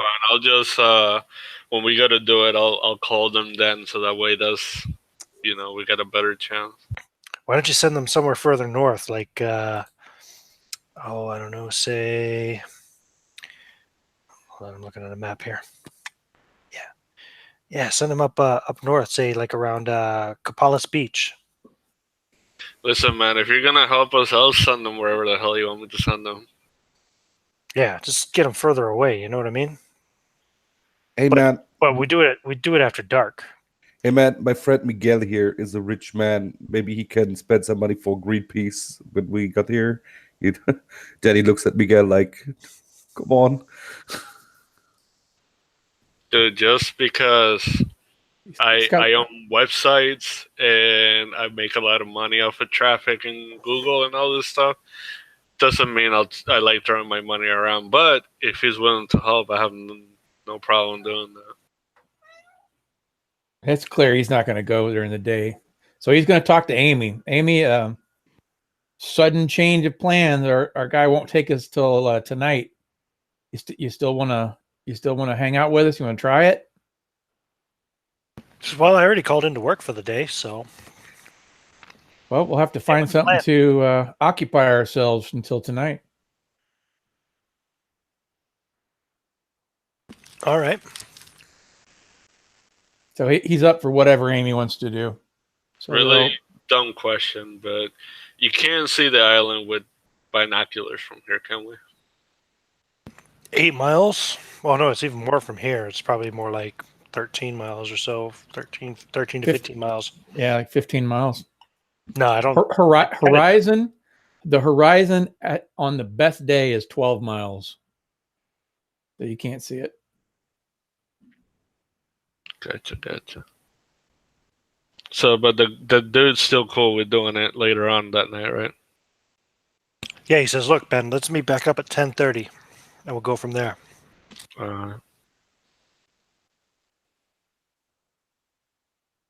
Okay. Well, we got the national park or whatever right there. If she wants to go hang out there, we can hit the beach. Maybe there's something else we could do. Hell, it's only an hour away. We could head back into Olympia if she wanted to. Yeah, she's not too keen on driving back and forth, so she's cool with just staying around here, go to the national park, you know. Fair enough. These guys want to tag along, or they're going to do their own thing? Since Danny's all about running around and stuff, I would look up to him and I would be like, "You want to go for like a hike or something? We can chat." It'd be like a double date. He'll give Amy a wink. He would probably flick you off. Well, why don't we go up to South Newbury and see what that town's like? That doesn't sound like a bad idea. Yeah, you're in charge. Amy, team leader. Sounds like a plan. All right. Well, I guess since we're already up and everything, and by this point in time, you see Barry climbing back into his boat and setting up and getting ready to take a nap. He's going to try to get some sleep since he's going to do a night operation, and it's not even 6 o'clock in the morning yet. So why don't we go see if that little cafe is open? We'll get some breakfast before we go and some coffee. Oh yeah, good plan. So he'll break camp, take his stuff down, put it away, Mm-hmm. and then we'll go to the cafe, see if it's open. Yep, it will be. So you guys can get breakfast, and it's all the usual kind of cafe breakfast type stuff. Eggs and bacon, sausages and hash browns, and country fried this and that, and biscuits and gravy. Made with lard. You are on the West Coast, so they probably have like freaking avocado. Yeah, they'd have avocado. They'd have eggs Florentine, with the spinach and shit like that. Fair enough. So then we'll hit the South Newbury after that. Then. Yeah, South Newbury's only 5 miles away, so you'll be up there early morning. If you take your time, you get there around 7 a.m. It's a small village again too. This one's a little bit bigger than Bayville, so they have a petrol station slash convenience store slash liquor store. They also have a single grocery store. It's not like a big chain one though. It's like a local, you know, South Newberry, you know, grocers, etc. What else do they have? They have a bar. Mm. There's a single bar. They do not have like any fishing charters or anything like they had in Bayville, though. They do have docks, but it all seems to be private. No commercial ventures on the docks. So really, Yeah, the only that's- thing they have that Bayville doesn't have is they have a grocery store and a bar. Well, unless anything game related comes up, I'd say we just eat our day away checking stuff out and walking around, Sure. playing the tourist. Miguel, do you want to try asking around any more about Conley Island or anything? Or Yeah, I might as well check that. Maybe there's like a guard in the port or something that I can talk to, or Oof. local. yeah, you probably want to try to ask just one of the locals. Do you want to use a persuade, Yeah. fast talk? What? Amy and Tom are going to separate themselves from him far away. Which You skill get do you want to roll there, Miguel? Persuade. Persuade roll. Get arrested all by himself. 12.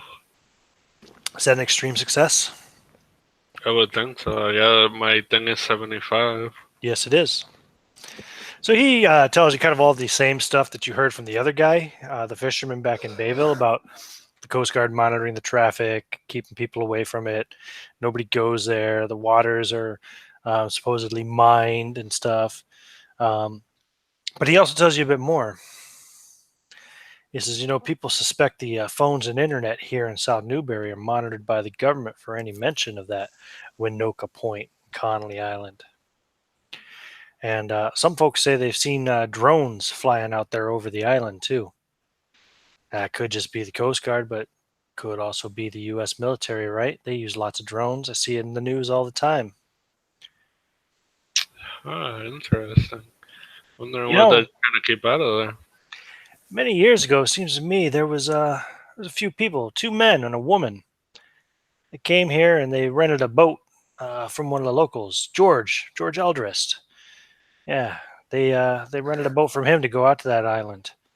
They never came back, and the wreckage from George's boat washed up along the shore for next two months. And is George still around? No, George, he died 5 years ago. Any family? Cancer. No, he didn't have any family around here. Died alone up in that house. Terrible way to go. Yeah, that's really sad. Sucks.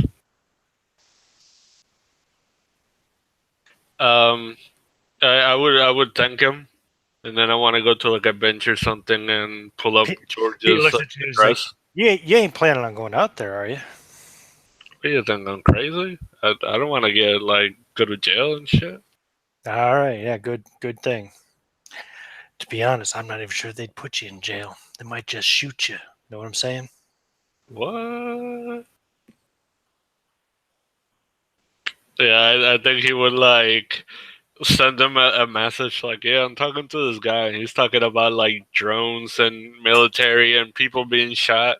He says, hey, man, he says, I've been around a long while. I'll be 70 next month. It's like, one thing I've learned, the United States government, United States military, it's all the same thing. And they don't mess around, boy. That's true. Well, I got a quick question. Like, I'm just trying to find like information about this place for, a project that I'm doing in my school. So, is there anybody that could give me any more like info? I just want info. Like, I don't care about going over there. Any more info than me? Shit, good luck. I've lived in this town about as long as anybody. Well, I really do appreciate it. Thank you very much.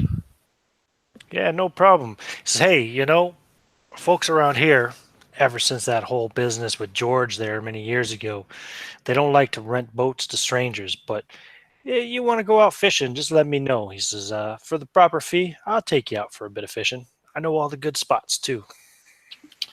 I appreciate that, man. I'll keep it in mind. All right, well, good luck to you, son. And he goes back to working on his boat. Yeah, I will go back and I actually I want to send them a message and tell them, what this guy told me. But would it be alright for me to try to search for like George's old address and look for his place? Give me an idea roll.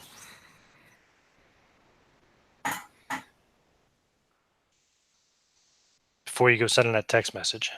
Gotcha. I got a 29. Yeah, this guy did just tell you he suspects that the phone and internet in this area are monitored by the government. I gotcha. Could I look for like somewhere where I can find like an old telephone book? You could still send the text message if you want, but yeah. So yeah, you find an old. If I realize this, and I'm gonna send a message to them. You'll find. Do they still have payphones? They still have payphones, don't they? Mm, Just not very common. right. But a small town like this, they just might have one. So yeah, there's a payphone at the gas station. All right, I will go to the payphone and see if I can find his name. Maybe it's still in there. George Eldrist? No, there's no Eldrists. I gotcha. Well, I think I'll just go back to the group then. Okay.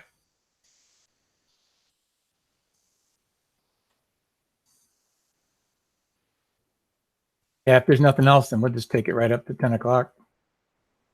All right. Yeah. So you guys hang out. It's a pretty boring town. The bar is poor at best. It's not a lot of great selection or anything of that sort. They got a pinball machine in there that's probably 25 years old. One of those ridiculous poker machines, but it doesn't actually pay out. It's just for entertainment purposes only. And they got a pool table with a couple sticks, which is sticks are all warped. Pool table's got scratches in the felt and stuff. So you guys just kind of wind down. It's a pretty boring day for you, but 10 o'clock p.m. rolls around. You're back in Bayville, and Amy says, "Well," she says, "So what's the plan now? You guys going out there for real tonight?" Who's saying that? Amy, your girl. Oh, yeah. Oh, for sure. Are you having second thoughts? I'm not going, am I? You can go if you want. You're more than welcome. No. I got to work tomorrow. I can't call in 2 days in a row. Well, I tell you what, when we get back, we will we'll do a secondary interview, and we'll include you in the edited footage, and then we'll maybe we can hook up afterwards. Sure. She's like, if you guys need a lift from here, you've got my number. Just give me a call. Oh, you can be assured I'm going to call you. All right. Well, good luck. And she leans in to give you a kiss. Mm-hmm. You'll take it. And she goes and gets in her car and drives away, leaving you guys on the dock in Bayville. Oh, that was cute.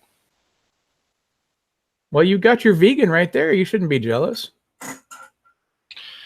Oh, I'm good. He's not my type. Hey, are you homophobe? No, I just say you weren't my type, man. Yeah, you're not my type too, but I hope you're not homophobe. Are you saying that to me or to Tom? No, to both of you.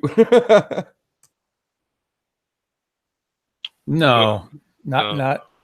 I am neither a homophobe nor a vegan. If we were a homophobe, I don't think we'd be hanging out with you, man. Oh, burn. But I just joke. Barry, Barry comes up and says, "All right, guys, we're taking off in about a little over 20 minutes." It's like, got all your gear? Looks Ready to go. All right, we might as well load them into the boat there.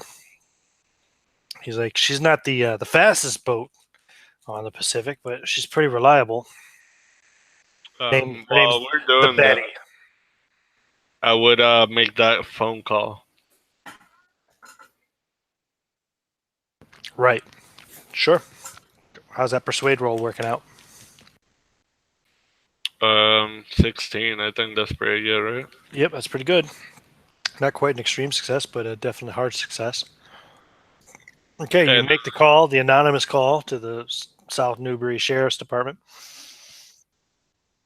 Wouldn't be called I South thought we were Newbury doing Sheriff's a different area.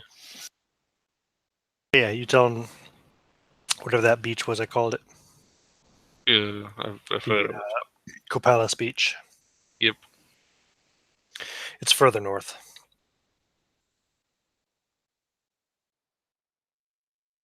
Yeah, that would be the one I'm calling. All right. 10:30 comes. Barry says, "All right, well, it's now or never, boys. Let's go."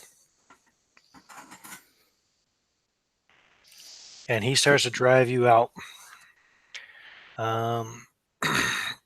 Out to Winoka Point. Or, I mean, Connolly Island, of course.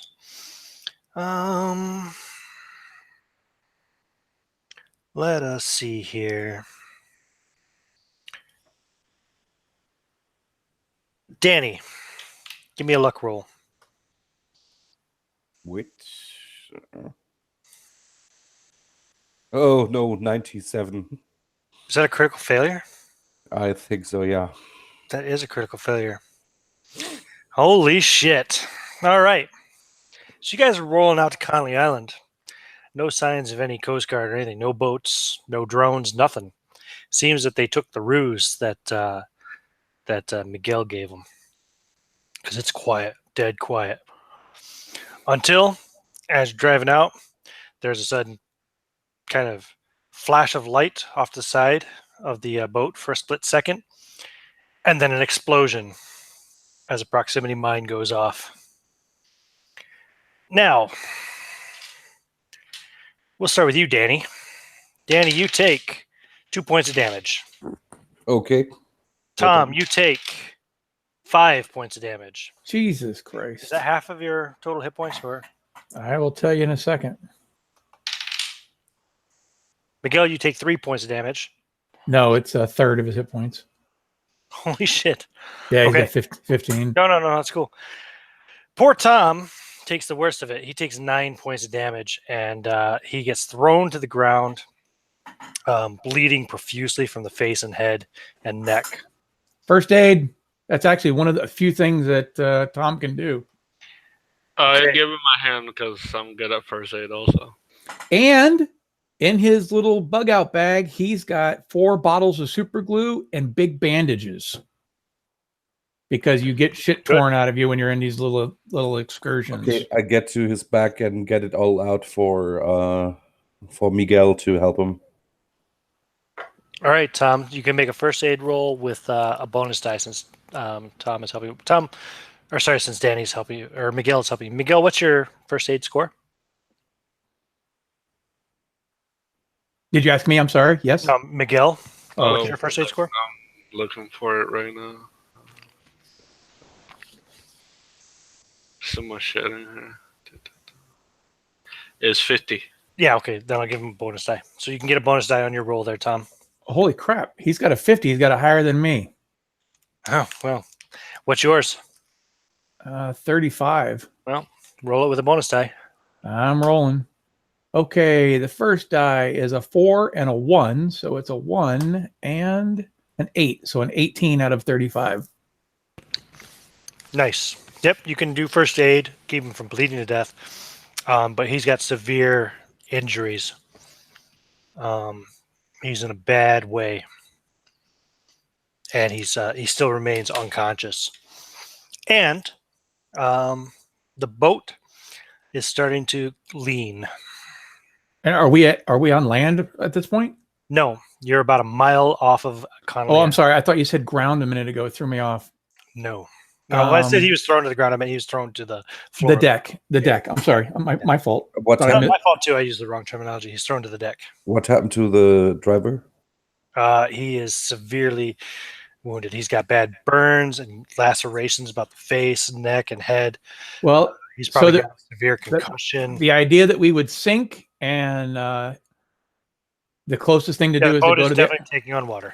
yeah. He's gonna grab hold of something. He's gonna punch it and he's gonna go straight for the island, maintaining a straight line, hoping that the mines are lined up in a random pattern rather than stacked. Sure. Try to beach it before we sink. Mm-hmm. Give me a pilot boat check. Let me see if I even have that. You probably don't. Pilot. Piloting. I have pilot. Hey, I got none. I have a 1. Okay, roll it. 1%. You How have a about 1% chance of success. operate heavy machinery? How about pilot boat? 1%. Roll it. Fuck. Stand by. All right. Rolling the dice. I got a 38.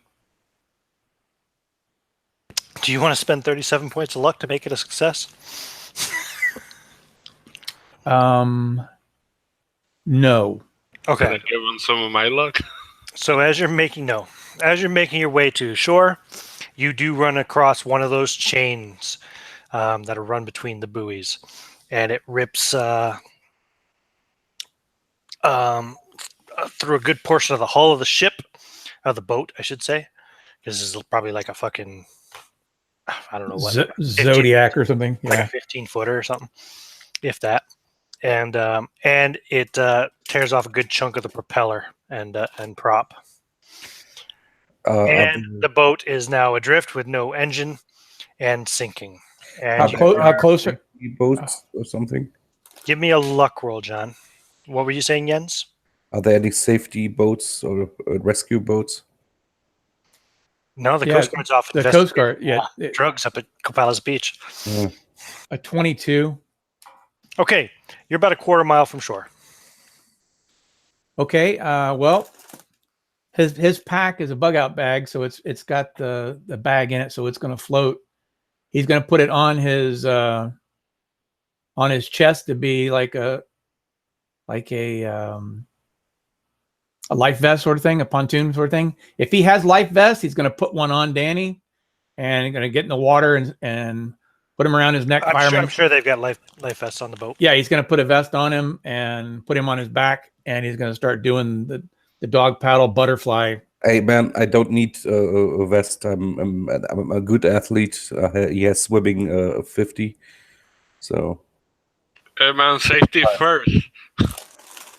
While this old married couple argues, he's going to get in the water and start heading to shore. I would look for one of those round things that you throw in the water, and I would put the vest on and jump with that around me. I just jump. Right. Okay. Great. You got a 50 in swim, you said, Danny? I want to make you 55. 55, yeah. Wait. Tom, you've got a life vest on, yeah? You said that right, John? Yes, he's got a life vest and he's got the floating pack. So you and Miguel both also won't need to make rolls because you do have vests and stuff to keep you afloat. So there's no real chance of you drowning out here. 15 success. Yeah, the three of you will make it to shore, to the beach of Winoka Point. I'll change my thing over to the map for that now, since you did find one, as I recall, Miguel. There we go. So you guys get right over to the kind of jetty area there. Oh shit! I'm gonna drown. Tom, as Captain Prepared, actually has 3 flares, pop-up flares. And he's going to pop one. He's going to get Danny on the beach and he's going to pop one. And then he's going to start hauling ass inland. Danny can swim. Danny's like an expert swimmer. Why are you trying to get Danny on the beach? I thought Danny was the boat driver that was hurt. No, that was Barry. Barry. Sorry, Barry.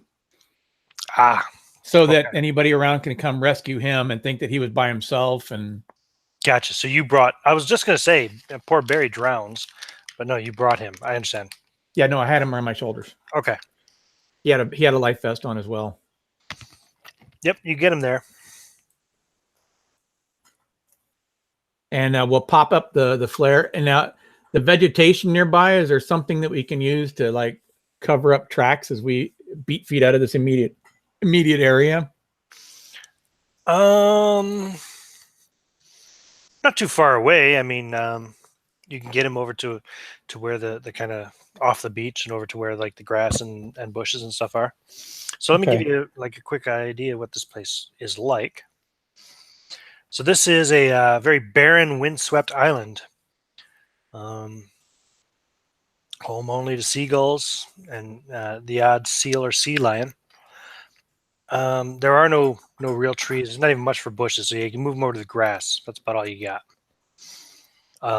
There's a single dilapidated structure in the center of the island, surrounded by a sagging, rusted 10-foot chain link fence topped with barbed wire.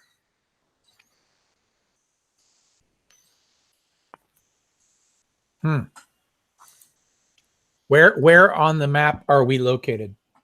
You landed right around the jetty. See the black building there in the middle of the island? That would be the research center. Okay. All right. Well, once we get him to that thing, he's going to do the pop-up flare. We need to get out of sight, dudes. Well, why don't you guys lead the way? Because I'm only good at talking to people, using computers, and running like a little bitch. So basically, you're admitting to being useless, you piece of crap. Let's go. I got you here. That's what I'm good for. Well, Danish had us here, but you know. Yeah, but it seems to be a bit more harder to make a YouTube video here. Huh? I think it's just survival now. When there's a will, there's a way. Tom's going to flick on his GoPro on his helmet or his hat area. Flick. Ah, nice. I do have a question. I would imagine that the camera equipment we have has night vision on it, right? I would imagine not. We're just college students. No, It's all probably. I eBay. mean, no, like a lot of you can buy a lot of cameras nowadays that just have a built-in like night vision kind of function, stuff like that. So Sweet. I see fucking amateur urban explorers and paranormal investigators do that shit all the time online. So I assume you could have had some. Yeah, Fair enough. especially given the focus you've given into the UXE13 channel to Right? try and make it one of the best. Yeah, I would let him mess with the camera because I'm better with computers. So yeah, He's going to do a quick you're looking for couple. cover. Aside from a bit of grass here and there, the only cover you see is the actual building itself. All right. Well, he's going to do a couple quick shots with, what'd you say his name was? Barry? Yeah, Barry, he's unconscious. Yeah, Barry's going to, oh, Barry, man. Barry, thanks for getting us here. Greenpeace. Yeah. Thumbs up. Yeah. Going to do the selfie with the bleeding guy. And Yeah. he's going to start He's running. he's not bleeding too much anymore. You get the blood's pretty much stopped. He's stable, but unconscious. Fair enough.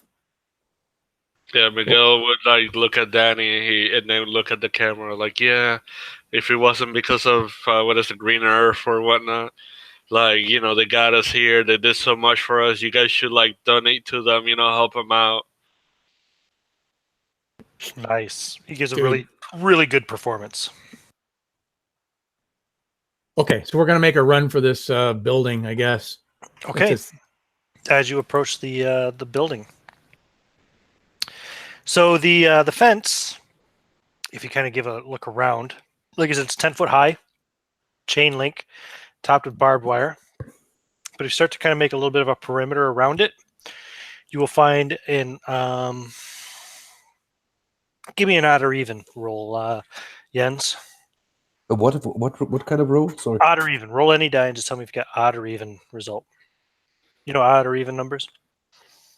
Even. Even. Cool. So yeah, you find a space where the wind has actually blown down a section of the fence, it looks like. So you can easily gain entry. The 3-story facility is in a very sad state. The roof has collapsed. Looks like the 3rd floor is probably pretty much completely buried under the rubble of it.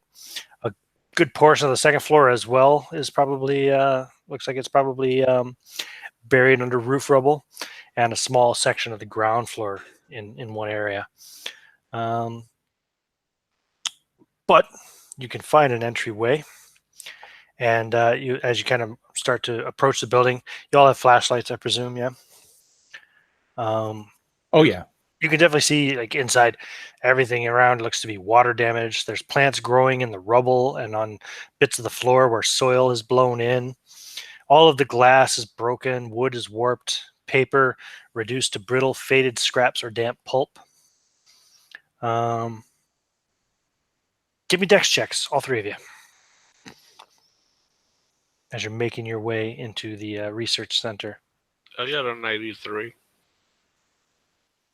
I have a normal success. Normal success, yeah.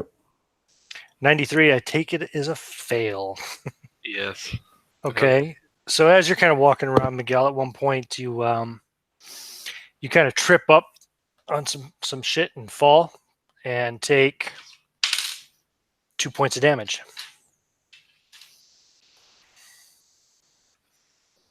It's very treacherous. Yeah, after that, he would be like, Danny, I'm going to put my hand on your shoulder. Just, don't get it hard on, all right, man? Yeah, sure. Come on. If you do, don't tell Tom. I'm cool with it.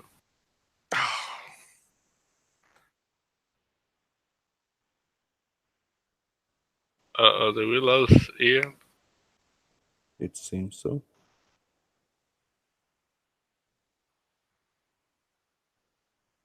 So the master's gone. We can do whatever we want.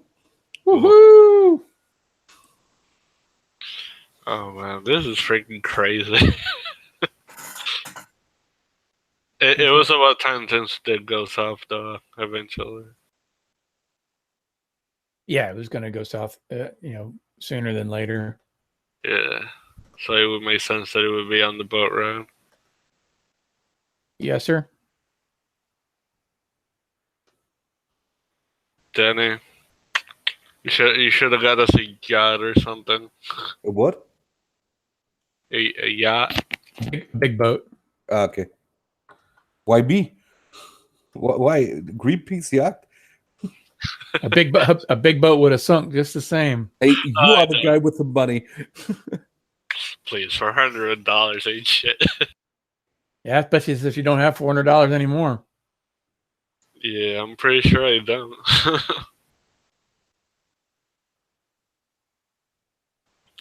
But yeah, his system crashed. He'll be right back.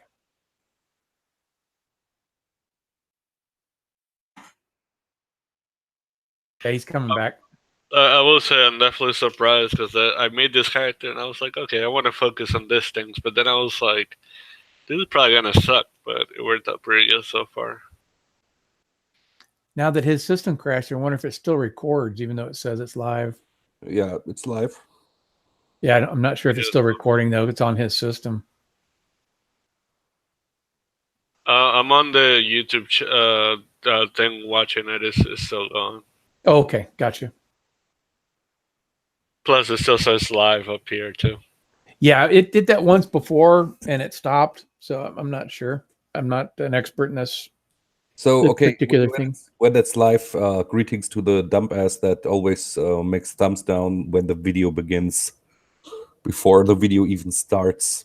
Yeah, he had told me about that, like, somebody does that. But it's weird, like, where you really gonna dedicate yourself to thumb down every video? Like, Yeah.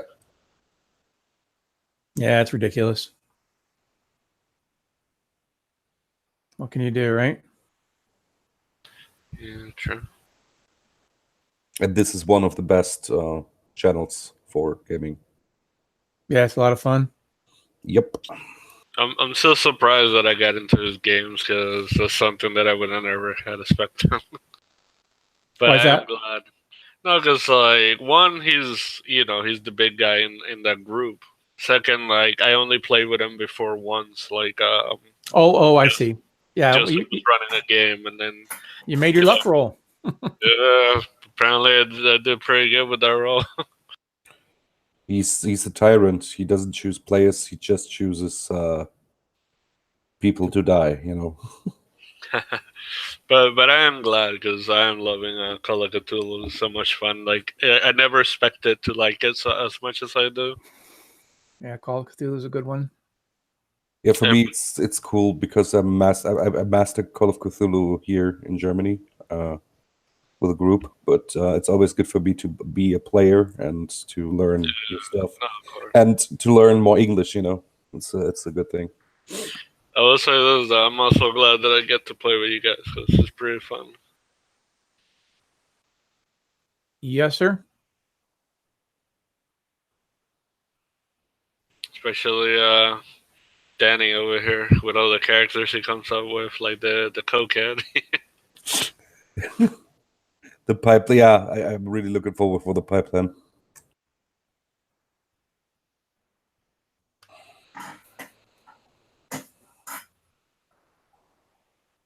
But yeah, me and John, we played now. I think this would be 5th or 6th adventure we played together. Yeah, I think so. Yeah, like that.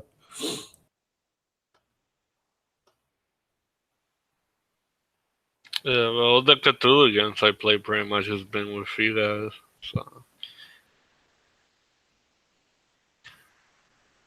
you were you did play the one that what was it? The one with the ghouls, right? One with the ghouls. Ooh. I know you were there. I'm just trying to remember if he was there. Because we were supposed to do the pipeline one day, and we ended up having to run the other one. This is Mm. when No, you couldn't make it. You were in the hospital. That's what it Yeah. was. Whew, I made it back before the video cut out. Okay. Welcome back.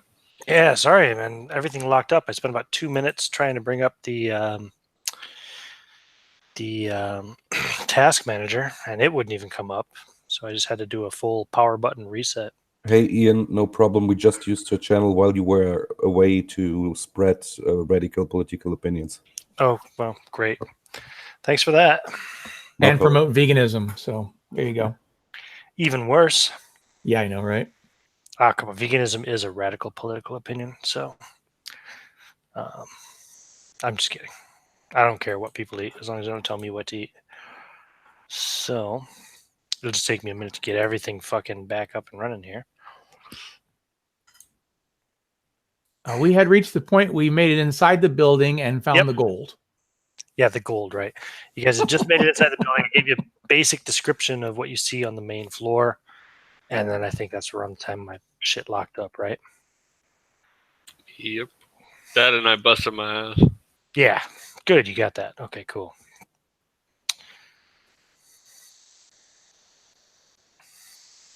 Yeah, while you're fixing your thing, I think I would look to them and try to figure out what the game plan is, and then I would look to them and I would be like, look, man, I know that I give you shit about being a vegan all the time, but truthfully, I don't give a shit what you eat. But I gotta be honest with you. I need you to help me out here because like I'm not man, gonna survive by we're myself, man. Hey man, we're friends. Of course I help you. Well, we need to get undercover pretty quick because if what they're saying is true, this place is going to be swarming. We're going to have to let it calm down, and then we can get back to our Well, channel. after what happened to us, there's something onto the story. Yeah, I guess his Hopefully engine had nothing bad happens to us. Yeah, his boat had problems and sunk, and then we ended up on this island. So let's make the best of it and make the best video we can. Well, that the problem that wasn't like a big problem that was like a catastrophe doesn't seem like it was like spontaneous. I don't know. His His engine on his crappy boat blew up. What the hell? I don't know. Don't you think they dropped they shot at us or something? Listen, man, they? we're tourists, so if anything happens, that's my story. We were on a Yeah. boat trip and we got hit. We don't know what the hell happened. We almost died. Okay, so you found yourself in basically a reception area. There's a desk with like an old rotted chair behind it. Desk itself isn't in very good shape. The computer sitting on the desktop is even worse shape. I assume you want to kind of come in and start to walk around and look around. Yeah, Tom's going to break out the actual video camera, the digital camera. How horrible is that in conditions is that computer? Give me your computer use skill. Is there power? No. I got a 5. It's fucking wrecked, and even if it was in good shape, it looks like it's probably from like 1983. Okay, no, I was just curious because what I was thinking is maybe I can open it and take the hard drive, but if it's a piece of shit, then hey. Give me a spot hidden check. I think I failed. I got a 55. Let's see. Yeah, mine is a 60 actually, so it was just a pass. Okay. You will notice the map of the facility kind of in it's like a laminated map, and it's on the desk near the computer. Took me a long time to spit that out. Sorry. I would grab it and give it to Tom and Danny.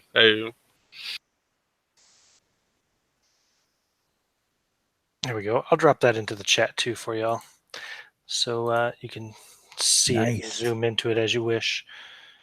Now, and I would take my cell phone and take pictures and make each room bigger and then screenshot it so that way we can flip through it. there you go. You should have it now. Yeah, got it. Oh, do you see this? They have a surgical lab. And what is this N Vivo lab? What is it? I don't know. Like in vitro? N Vivo, NVIVO. The only thing I could think of is in vitro. Maybe they're doing something with like fetuses or something. With fetuses? Yeah, gross. That's scary. Hey, man, that would be an awesome video. Yeah, team venture. So you better keep that axe handy. Hey, they had a reactor. I don't. What the hell would you need an axe for? Dude, you don't know what the hell's down here? You're so weird. Let's check it out. In vivo. Anybody want to make an education roll to try to remember what in vivo means? I have education. Stand by. Education. Let's see what we got. Intelligence ID. Would ID be the education, or is it an actual education? No, EDU, education. It's one of your attributes. Oh, no shit. He's got a 50. So here we go. I'll make one too. Rolling the dice. But hey, guys, I'm a bit scared of one thing. There's something saying the reactor. Do you see this? Yeah, I got a 60. I didn't make it. This whole place is fucked up. Did you make yours, Jose? Yeah, I made a 9 and minus an 80 total. Jesus, you're rolling like a champ tonight. In vivo comes from Latin. In Latin, in vivo means within the living, but it's used in medicine purposes for any experiment that is done within the body of a living organism, as opposed to in a laboratory method that does not use a living organism as a host. That would make sense with in vitro. In vivo is the opposite of in vitro, essentially. Yeah, gotcha. Very cool. I don't like this, guys. You were such a baby. So you guys are in Let's start checking it out. level 1.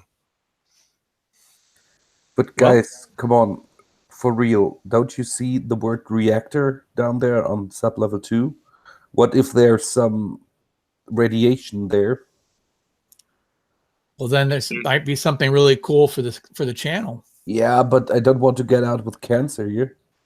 You know that if the reactor leaks, this whole building is probably radiated, so you're pretty much fucked already. Okay. You both are a pair of old women. He's gonna start walking around checking stuff out. Give me a spot hidden check while you do so as you're walking around filming. You can go from here. You can see there's a waiting room and a toilet area there. Or if you go the other way, you go into the kind of like the staff apartments area. Off of the staff apartments area, there's a section with the stairs and elevator. You can go from there to Data Lab 1 or over to the stores, etc.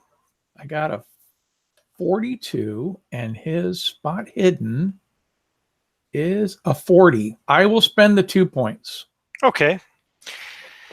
So you will notice as you're kind of wandering around, you find a large ash-filled drum sitting beside a paper shredder with an empty flare gun sitting beside it. Interesting. He's gonna put the flare gun in his pocket just in case he comes across any flares. Sure. Plus, he could probably sell it on eBay. True. Yeah, he would look at Miguel would look at Danny real quick, and he'd be like, "You were talking about guns earlier. There's some armory here. Maybe you want to check it out." But do you really think there's still guns here? Probably not, but there might be batons or something. Anyway, it would be cool for a video.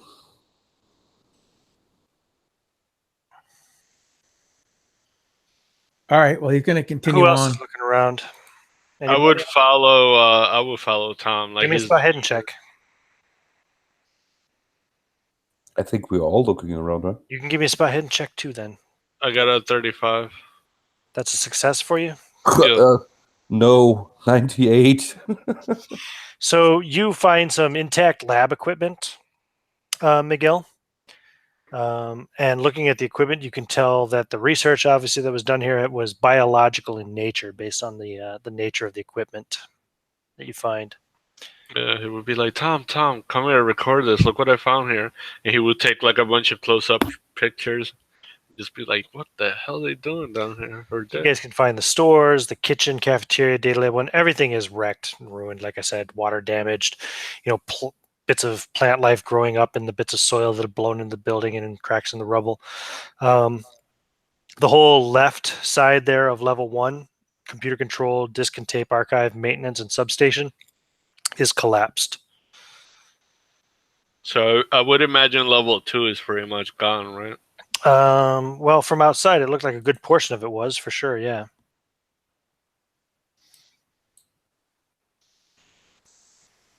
So, our Chief Tom, where do you want to head to? It's gonna go the next door. Gonna do each room as he goes by, as we always do when we're documenting. Follow the leads. Give me one more spot hidden check here, John. Spot hidden. Rolling. 43. And he has a 40. Damn it. He'll pay the 3 for the luck. Okay. Spending 3 more luck points to get that into a success.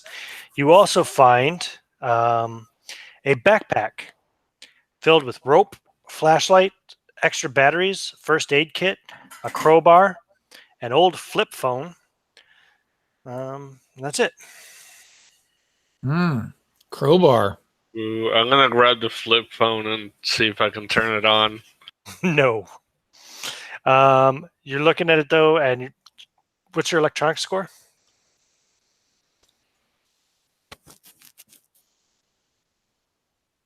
Jose? 71. I wouldn't make you roll for it then.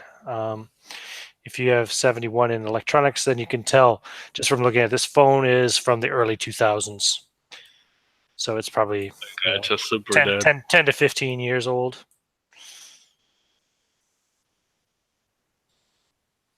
Well, I will grab the crowbar and And I looking will at the give it flashlight to and the Danny. extra batteries, they're all well out. You know, they're useless pretty much. The batteries are worthless. Tom currently has the crowbar. Are you trying to take it away from him? Oh, you grabbed that? Okay, never mind then. And if you want it, you can have it.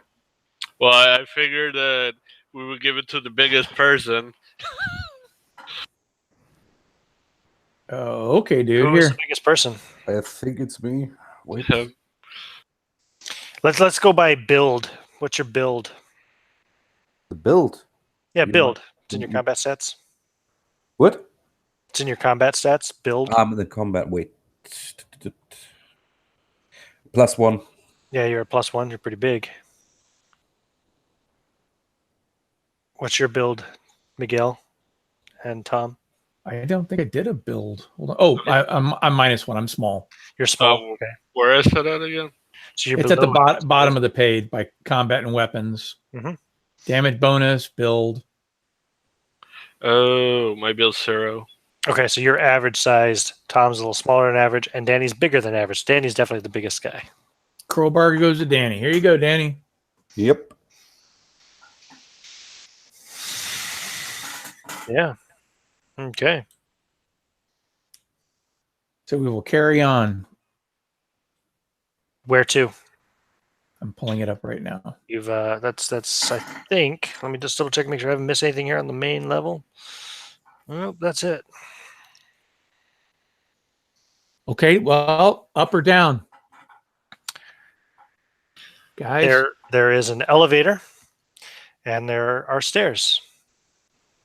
I would say stairs. Stairs. well, there's no power. Of course, we're going to take the stairs. Well, hold on a second. The stairs look to go up. The stairs only go up, and the elevator only goes down. Up it is. Maybe we should check the operations manager's office. The elevator, I can tell you, the doors look to be about halfway open, held by a piece of an old office chair. Obviously, the shaft is dark inside. I don't want to go in there. I'm a little chicken, so. Staircase it is. We're going up. Okay, going up to the second floor.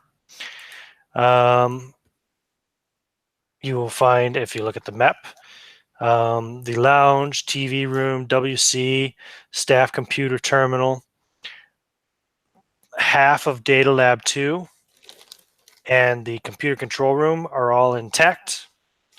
The rest is completely collapsed. The chief technician's office, armory, security, seminar room, stage, etc. is all gone.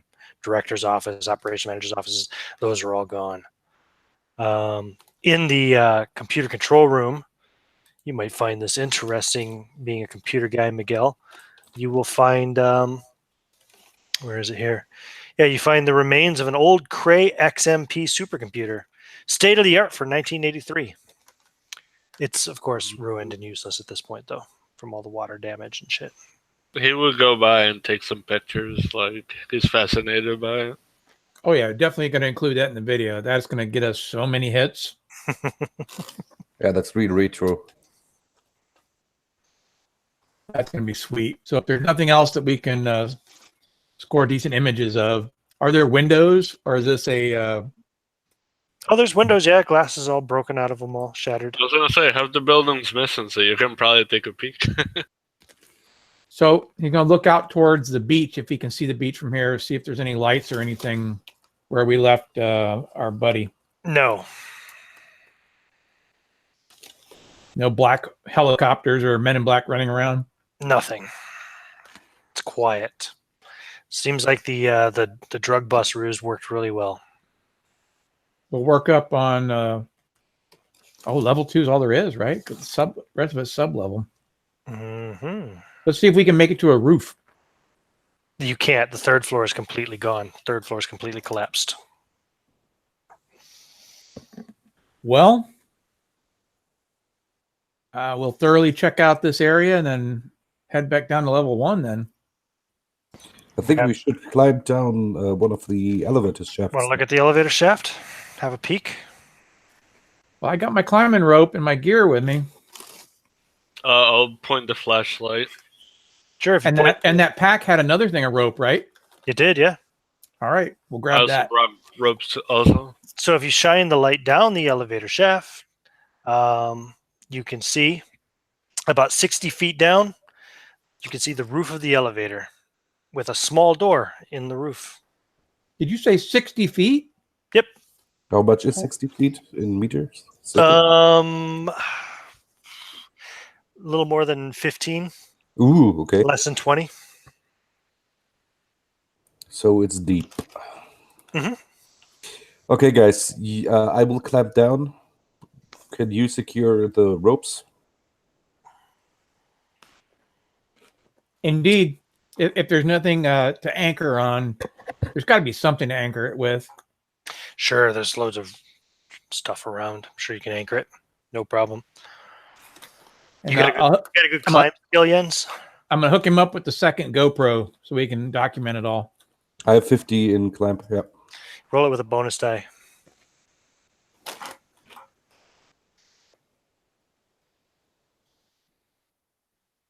Oh, okay. How'd you do?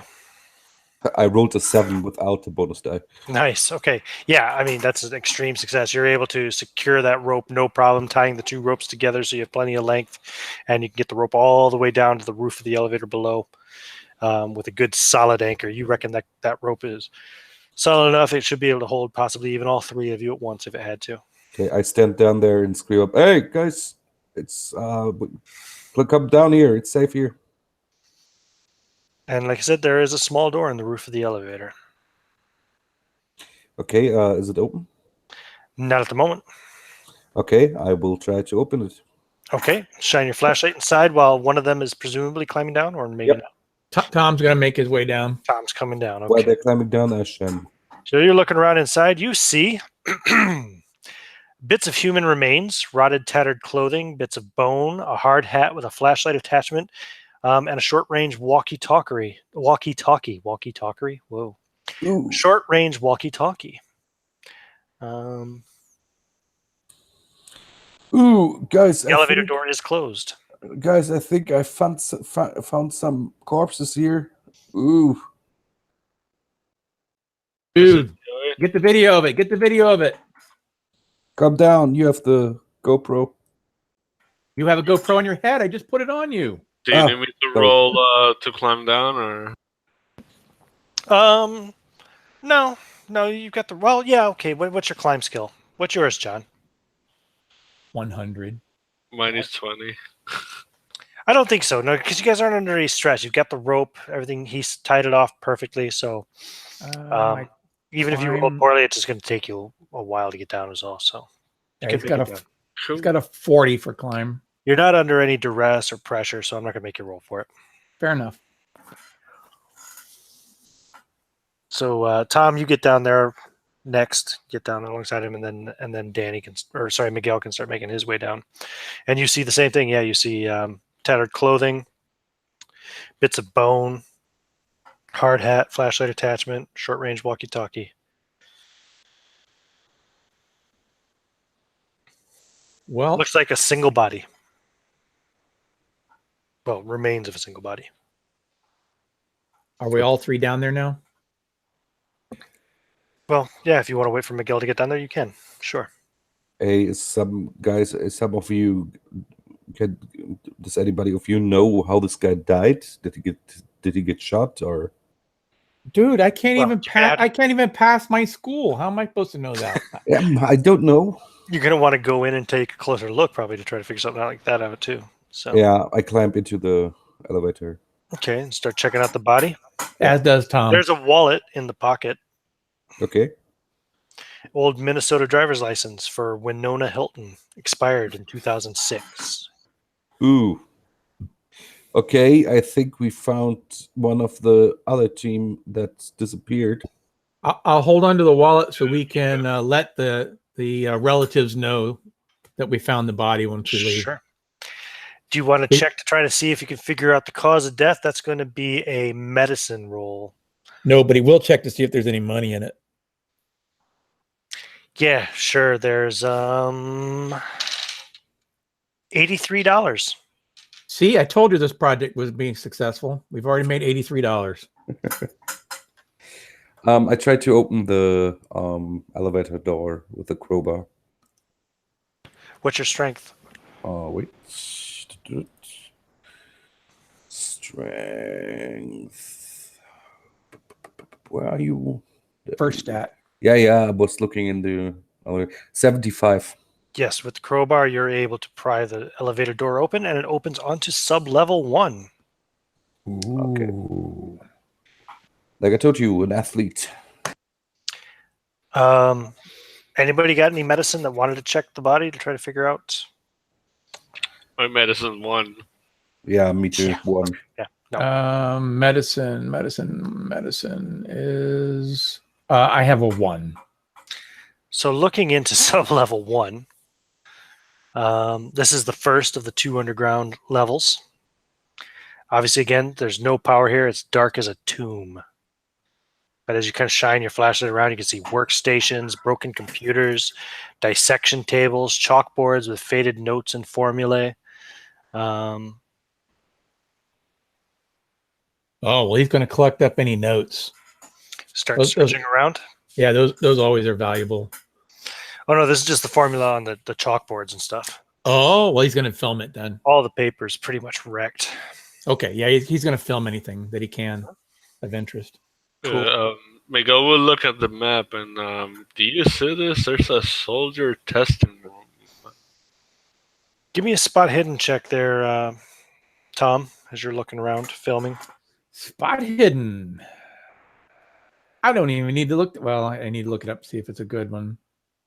He got a 13 and he has a 40. So you all, even without making rolls, notice there's scattered remains of dozens of people, mostly clothing and bone fragments. You also find some spent brass shell casings, lots of ID cards, mostly doctors and security personnel. Some cages containing the skeletal remains of rats, hamsters, dogs, a few chimpanzees.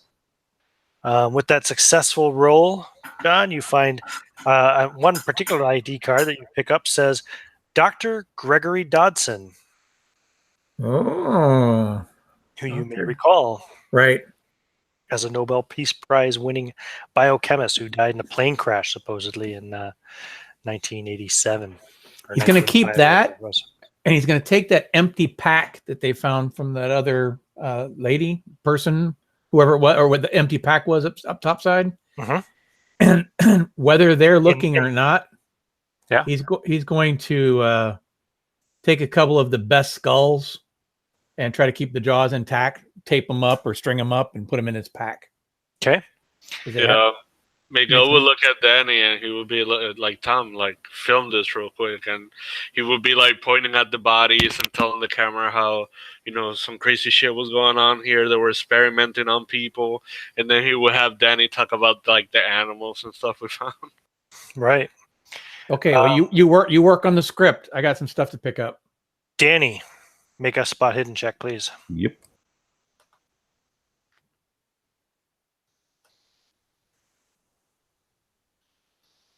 Yep. Success. You find a desk safe. Oh, Miguel, give me a spot hidden check.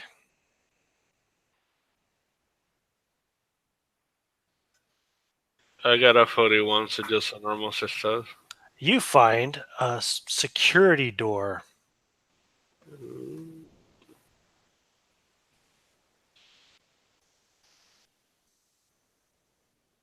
And what are you doing, Tom, while they're finding this desk safe and security door?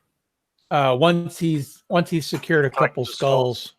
Yeah, once he's secured a couple skulls, they go for a couple grand a piece. He's going to go back to filming. Give me a listen check. Listen. Very well. The roll is, survey says, a 19. Let me go see what my score is. Success, yeah. Okay. You hear something. I only made it by 1. You hear something that sounds like a bit of shuffling movement in a corner of the laboratory. Dude, I think there's a rat or something down there. Look over there. You shine your light over where you heard the sound, and yeah, there's a cage on the floor there. And yeah, you think you see an animal moving inside of the cage. Dude, check it out. We are going to get so many hits. He's going to go over there and start filming it. How the fuck is that thing still alive? That's a good question. That is a great question. Go check it out. Go check it out, dude. Over and filming it. The rat smashes out of the cage and charges right at you, Tom. What's your dexterity?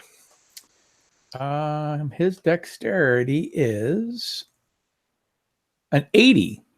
Okay, you have initiative. This rat is charging you. It's a big lab rat. As you're looking at it, shining your light on it and filming it the whole time, probably. It's filthy. It's moving super quick, and as you kind of look at it, it's a somewhat unnatural looking color. It's very purple in color. He's gonna head directly back towards the other guys with the oh shit. Okay. Give me a dexterity roll. Dex roll. A dex roll or a dodge roll? Dex roll, because you're trying to run away from this rat in this ruined laboratory. There's a lot of chances for you to trip and fall and hurt yourself. You got it. I got an 18 out of an 80. You managed not to fall on your ass in the process of doing so, and the rat keeps coming. What are you guys doing? Don't hurt the animal. Don't hurt. It's just he's just thinking you're attacking it. It's a fucking rat, man. I'm gonna grab a chair and throw it at it. Okay. So you grab up a chair to throw, a ruined chair, and it's still going straight towards Tom. What's everybody else's dexterity for initiative? So Tom was on an 80. Mine is a 60. 60. What's yours, Danny? 75. Okay. So you're doing a missile attack, throwing a chair. So give me a throw roll there, Miguel, as you hurl the chair at it.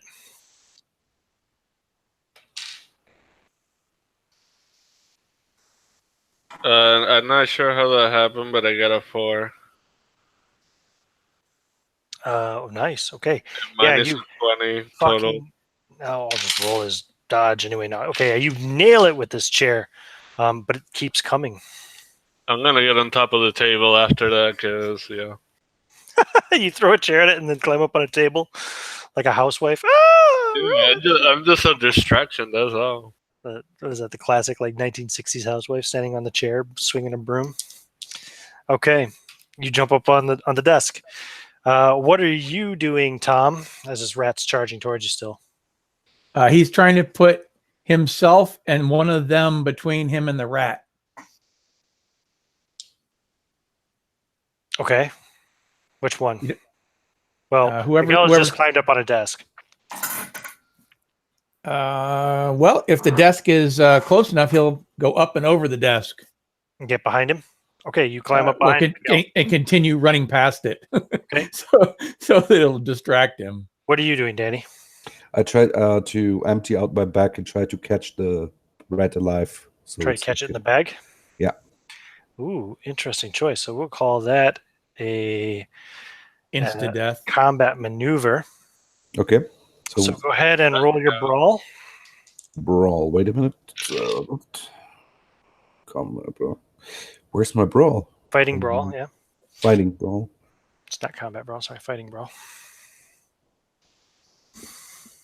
Okay, I got 40%. Wait. The English cheat is so much different. I see, sorry. Yep, got it.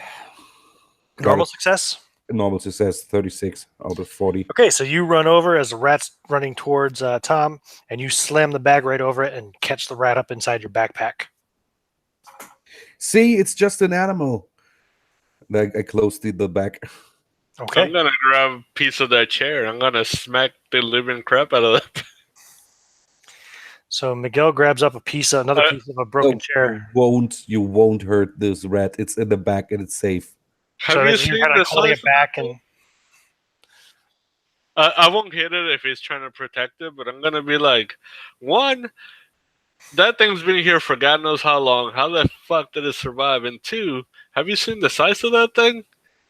Yeah, it's a wonder. Maybe we should take it with us and give it to some specialists at the university. But hey, it's an animal. It's alive, so don't kill it. It's Well, just fine, doing. but you It's better just. It put it just back in did. the cage. Hey, it just did its natural thing. What, It try to eat followed. it? so the It, rat's still squirming around inside the bag while you're holding it back away from him, I presume. Yeah. yeah. Yeah. Okay. And suddenly, you feel sharp pain in your hand that you're holding the bag in as the rat has chewed its way out of the bag and now bites into your hand, Ooh. Danny. You will take 1 point of damage. And let me see here. I need you to make. That's what you get. Oh, nothing now. Nothing for now. Yeah, it bites you and does 1 point of damage. And yeah, it hurts like hell. Ah, damn. And we go back to initiative. So, top of the order is Tom.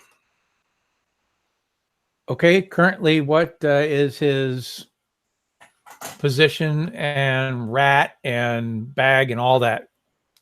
You probably ran as far away as you could, right? Yep, and he's going to turn and start filming again, so you can see what the hell's going You're on. good ways away. You see the rat come up out of the top of his bag, seemingly, and bite into his hand. At which point, Danny kind of screams in pain, pulls his hand back. The rat falls to the floor. Miguel standing there holding a chair leg. You're filming. So, Danny, what do you do? Rat's now on the ground, and as you're looking at it with your headlamp on, it's purple, massive, and completely hairless. Ooh. And it looks kind of unnatural. Give me a sanity roll. Okay. Wait. No, failed. He's not Okay. in insanity. You will lose 3 points of sanity Ooh. Okay. as you realize this is no normal rat. Damn, what is this, a mutant? You were What the one do you want playing to with. do with your initiative? He's just standing there in shock. Okay. Miguel.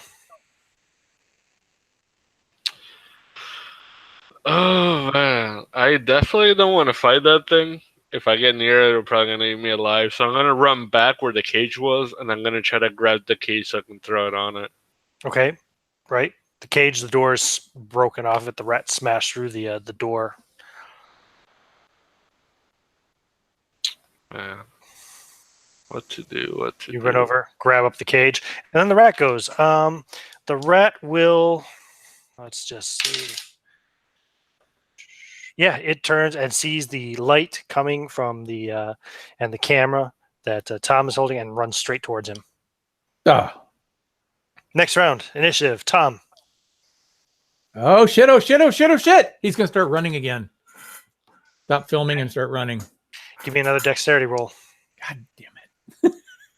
Yeah, we're a bunch of sissies, and then we got the PETA lover over here. It's just a rat, guys. Jesus Christ. Yeah. 47 out of Okay. 80. You managed not to fall on your ass. And you're still moving away from it as the rat pursues you. Danny. Okay, he's holding his hand that's bleeding, and he's like, okay, it's a mutant, but we can't kill it. You know, it's still a living thing, and we have to discuss this first. This is all he does. Okay, Miguel. Man, let's see. I guess I'll grab that cage and throw it on top of it. Okay. So you grab the cage and start moving over to try to trap the rat. So let's call this a brawl. I'll roll for the rat to try to get away. I got a 57, which is definitely a fail because Okay. my fighting is 25 fighting brawl. You try, but the rat easily dodges and avoids you, and keeps on chasing after Tom.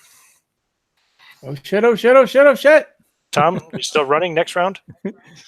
Yeah, Give me he's a gonna make his dexterity roll. round. Damn it! Hold on. 32 easily. Okay. Yep, no problem. Rat's still chasing you. Danny, He looks around if there's like a small cage that's still intact or a bucket or something. roll your luck. Nope. You're looking at your bag and realize that that rat ruined your bag, ripped right through it. Yeah, this is why I watched for something out of Mhm. made of metal or something. Miguel, Um, gonna try to trap the rat again. I don't know. Give me a second. I guess I might as well try again. Okay, go for it. Oh, 84. Okay, you try and the rat bites you. You take 1 point of damage. Andy, I mean Danny, I hate you. Why? You're not gonna defend us. You're gonna let this rat bite us. It's just a rat. We have to save it. It's It's the size of a fucking chihuahua. On the rat's turn, it turns and continues to chase Tom. I'm rolling. Okay. 35. Yep, you're still managing to run. You're jumping over detritus and sliding over desks and all this stuff. The rat just keeps chasing you. Next is Danny. look. Give me a spot hidden check. Okay. Yes. There's a steel trash can. Okay, I grab it and try to catch the rat with it. Okay, you can try next round. You run over, grab the trash can, turn towards the rat Yep. to try to trap it next round. Okay, Miguel. I'm gonna reach into my bag, grab one of my granola bars, and I'm gonna throw it near Danny, so that way the rat goes after it. Okay, the rat ignores the granola bar and continues to chase Tom. I'm gonna make. Can I make an idea roll while I'm running through all this? I want to. Yeah, I don't want to play I don't want to play me. I want to play the character. Yeah. How about I rolled a 17 and he's got a high IQ. How Okay. about that he realizes he's the only one that has the camera and maybe it's a light, so he's going to take out his spare flashlight, light it, and drop it as he's running. Oh, okay, cool. Yeah, sure. So you grab a spare flashlight, turn the light on, drop it. Yep, Keep as running. he's running. Yeah, he's Rat ducking and runs weaving. right past it, continuing to pursue you. God damn it. Roll your dexterity, please. All right, stand by. Oh, crap. 72. Let me look what it was again. I think you have an 80. Yep. Yeah, he's got an 80. You're okay. Rat's still chasing you. Miguel, your granola bar is lying in the rubble somewhere. The rat didn't care. I thought it was Dennis' turn. Oh, yeah, no, you're right. Danny's next. Sorry, Danny, you're next. Okay, yeah, try Danny? to catch the rat. Okay, combat maneuver, roll brawl. Yep. Yes, normal success. And the rat failed. So, yeah, you slam the steel trash can down over the rat, and you hear it thumping around in there. Okay, I with my complete weight. Trying to get out. Yeah, I'm sitting on it now with my complete Okay. weight. You're holding down, and the rat does not seem to be able to break through the steel trash can. It's trying. You're slamming around in there real hard. Hey guys, Tom's going to come up and film the whole thing. Guys, get something heavy or something. I can't sit here all the time. Get another cage, open the door, put it right over the top of it, and then he'll be in the cage. Yeah, please get something because Yeah, I'll go trapped search myself. for a intact cage inside the room it came from.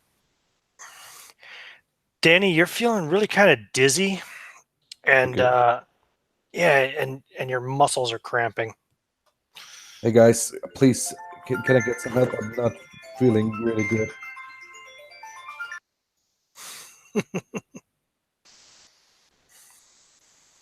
I imagine they find something heavy to put on top of the trash can to weight it down so that the rat can't get out. Can I use first aid to like check his bite? Yeah, sure. Roll it. It's just a little bite, just like yours. So I got a 49 out of 50. So Yeah, sure. He gets a hit point back. You treat the bite. He's not bleeding anymore. so Thanks. look affected or He doesn't look well. He's kind of sweating, and yeah, you're starting to feel a little bit kind of bluish as well. You feel kind of like a little lightheaded, and your muscles are kind of cramping up there, Miguel. uh-oh. I'm filming all this because this is great stuff. Yep. Now, did we manage to bring the cage over, or no? Is that still in the process? Cage? No, you guys have it in the steel trash can. You're just weighting that down so it can't get out. Is there another one of those cages that is intact in the area? Well, they all seem to be relatively intact, but so did the one that it burst out of. Oh, The steel trash can seems a bit more heavy duty. okay. Well, let's maneuver one of the desks or whatever to take the weight of the person, Mhm. and we'll put that on there. Sure. Yeah, you weigh it down. The rat's still slamming around in there. You just hear the constant cacophony of the rat banging around inside this trash can, but it can't get out. Oh, I want to take the like chair and hit the trash can a few times, see if I can disorient that. Doesn't it? Just keeps going. Is there any like small holes or anything like that in the trash can? No. None. No. No. Solid. I'm gonna see if there's a fire extinguisher in the immediate area. Roll your luck roll. You got it. Rolling. A 27. So I did very well. Yeah, there's a one of those electrical fire extinguishers, and the last inspection was in 1984. And what is the current reading on it? Empty, medium, full?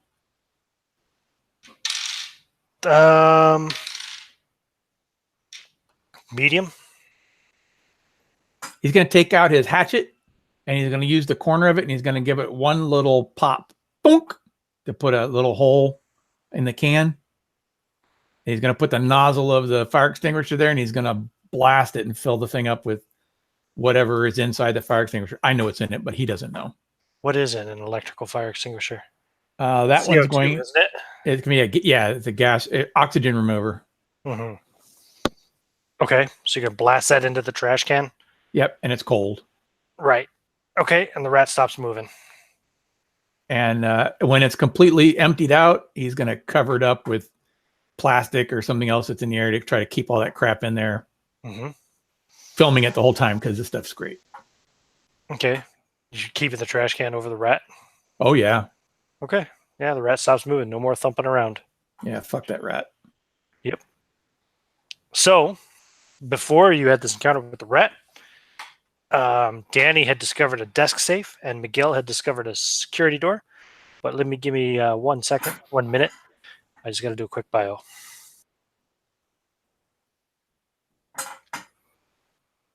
Do you know Benny Hill? Oh, yeah. Yeah, I always had all the time when the red scene was, I had the Benny Hill music in my head. For sure. Yeah. He's all running around with it, right? Yeah.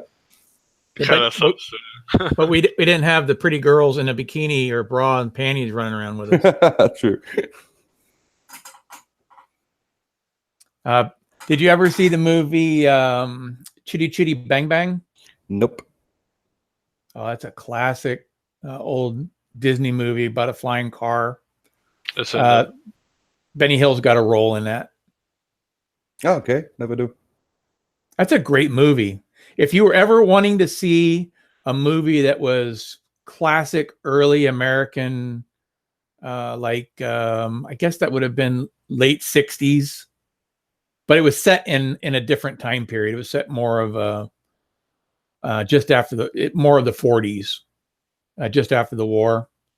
And it's got the classic, it's got some songs that they sing in it, and it's fanciful, but it's That is an American classic movie. That is a big one. Like if you were to categorize, it'd be like Mary Poppins. It's big like Mary Poppins.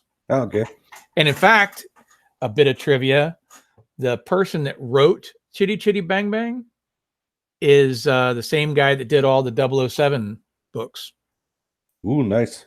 Yeah, it was just one that he did for his kids. It's a really good movie. I mean, it is definitely one of those, I mean, truly classic American movies. But it takes place in kind of a European setting, which is kind of interesting. It has kind of a feel like it's in Britain where it takes place. It's a really good movie. Okay. Especially to watch with the kids and all. Go ahead. Sorry about that. It's all this cheap beer I'm drinking. No worries.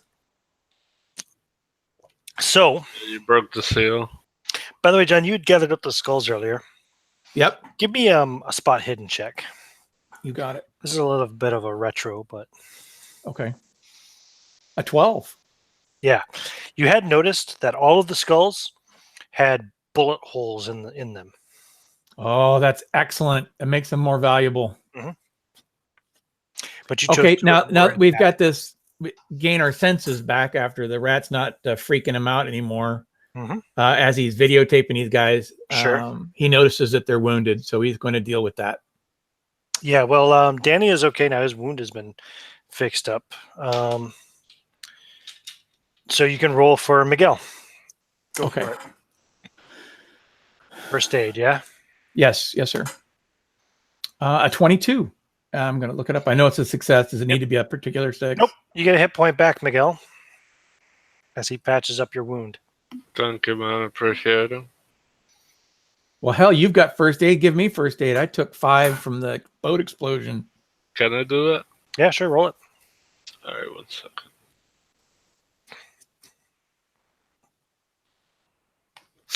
I got a 74, so I fail. Oh, nope. You suck. Doesn't help. And he can't do it to himself, correct? Why couldn't you? I was asking. Perform first aid on yourself. Sure, try it. Well, then that is what I'm going to do. Let me go to my die roller. 53. Hold on. Let me see what he's got. I don't think it's that high. I think you said you had a 35. Yeah, I think he had a lower first aid to 30. Yeah, he didn't make it. Nope, fail. Nope, no luck. All right, fair enough. So, what now? I want Guys, to search that door I found. You guys are sitting here, sub level 1. You're in like the in vivo lab.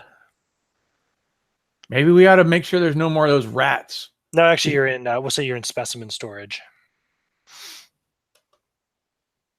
The security door, which you found, is it marked on the map here? It doesn't actually. Sorry, I'm just trying to look and see. I don't see it. Like I can see the elevator there, but where's the way down to level 2? It doesn't look like it's on here. We're just going to say that security door is, yeah, it's opposite from where the elevator is there in that area. So in the opposite corner, directly across from it to the south. Okay. Good. So I want to see if there's any mechanism to try to open it. You're gonna walk over to it. So as you go over to that security door, security door, you're kind of checking it out. There's a little window in the door. So if you look through, you can see a staircase leading down about 20 feet before turning out of sight and continuing downward.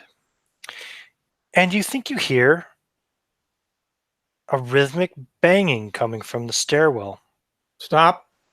Yeah. Guys, wait just a second. Bang, bang, bang, bang, bang, bang, bang, bang, bang. Yeah, if I hear that, I wouldn't open it, but I would call Tom over and I would try to clean the glass and look through the flashlight so I can show him the stairs. While you're doing that, Danny, did you go back over to the desk safe or did you leave it? No, I'm looking at the safe, but we don't have a key or something here. No, but you have a pry bar. Yeah, try. Yeah, you can pry it open with your 75 strength. You find binders of notes and papers inside. These are intact. The only intact papers you've found so far since you've been here. Flipping through it, it's titled Project Osiris. You see a bunch of technical and highly advanced biochemistry and virology notes. If you'd like to spend an hour skimming it, then I can give you an overview of Project Osiris. Okay. Hey guys, when you're walking around, I have found some papers. I flip them through. Okay. And he's saying that as you are checking out the door, Miguel. After showing Tom the the Yes, Tom. stairs through the window. Tom doesn't go over there. Tom goes to the elevator and takes one of the stable chairs and puts it right underneath the hole that we climbed down, so that if he needs to get up there pretty quick, it's available. Okay. And then he'll come back out. But I would definitely go over there and help Danny search through the papers. See if we can speed Bang, up. bang, bang. Bang, bang, bang, bang, bang, bang. Oh, that's only if you're at the door. You can't really hear it if you're not standing by the security door because it's in a stairwell behind the security door. So, yeah. Yeah, I would tell Tom, like, I don't want to go down there. Okay. I go over to help Danny looking through the notes. Yeah, I'm a pretty smart guy, so. Okay. Almost 10 minutes later, both of you guys still feel pretty sick. Danny, your cramps are getting worse. And so is the dizziness. You'd also, if you guys are looking at each other, you both notice that both of you seem to have broken capillaries in your eyes. And you both have a little bit of blood oozing from your nose, ears, gums. And you feel a little wet in your pants as well. I would like you to roll a con check for me there, Danny. Oh, he's recording all this. This is great stuff. Yep. Success. Success? Regular Yeah. success? Regular success. Oh, okay. So, Well, he's going to go into his first aid kit and break out what he's got. I'm sure he's got Motrin and Tylenol. that's going to be 27 points of damage. Whoa. Okay. Danny. So I'm unconscious. So you start like puking. And he starts puking, guys. He drops onto the ground, and you can see his like the blood is even more blood is pouring out of his ears and eyes and stuff as he's puking. And what he's puking up is extremely bloody as well, and his skin seems to be darkening this whole time. It's almost like if a person's choking, you know how they start to change color. And he's puked up some really chunky, meaty, fleshy bits. You're pretty sure he's puking his own guts out, and then eventually he just collapses down into it. Dude, I told you not to. That's what you get for fucking with that rat. I would. You're not feeling great either, Miguel. Looking at your hand, you can see. Give me a spot hidden check as you do that. After watching Danny puke his own guts out. Tom, you're just filming? I got a 9. Tom's making a decision. Okay, why do you make a decision? What'd you do on your spot check? I got a 9 out of. The skin of your hand is turning kind of like a purplish color, and you can see it like it looks like it's starting to spread up your arm. Oh fuck! He's just gonna look at Tom. And as you look over at Danny, who's laying motionless now, doesn't look like he's breathing. All of his skin is kind of, even as you look at it, seems to be even darkening into a purplish color. Tom, go ahead. I was gonna say, Miguel's gonna freak the fuck out of. He's gonna look at Tom and he's gonna be like, "Tom, get the fuck out of here, man. Get out." Tom made a self-sanity check and got a 27, so he made it. And he's gonna realize that he's seen enough horror movies that he's gonna fucking get the hell out of there. So you're running for the chair that you running for the elevator and the chair. Take the papers with you, man. Take the papers and lock this shit up. He's not even going to answer it. He's just going to keep going. Don't take the papers, nothing. He just runs. He left the papers behind. Okay, give me a climb check as you start to climb up that rope hanging down the elevator shaft. You got it. I am rolling. Now you're definitely under duress. Yep. No, I agree. I've got a 47, and I'm looking to see what I got. His climb is a 40, so I will spend the 7 for sure. Okay, to make it to the top. Yep, I got it. It's not an easy climb, but you make it eventually, just barely. All right. What do you do when you get to the top? Now you're on he's gonna level, or on regular level 1, main level. He's gonna put the camera down and film it for a few minutes because it makes a great shot. And his GoPro's been on the whole time, so he's gonna keep going and filming on the way out. He's gonna get the hell out of there. Okay. What are you doing, Miguel?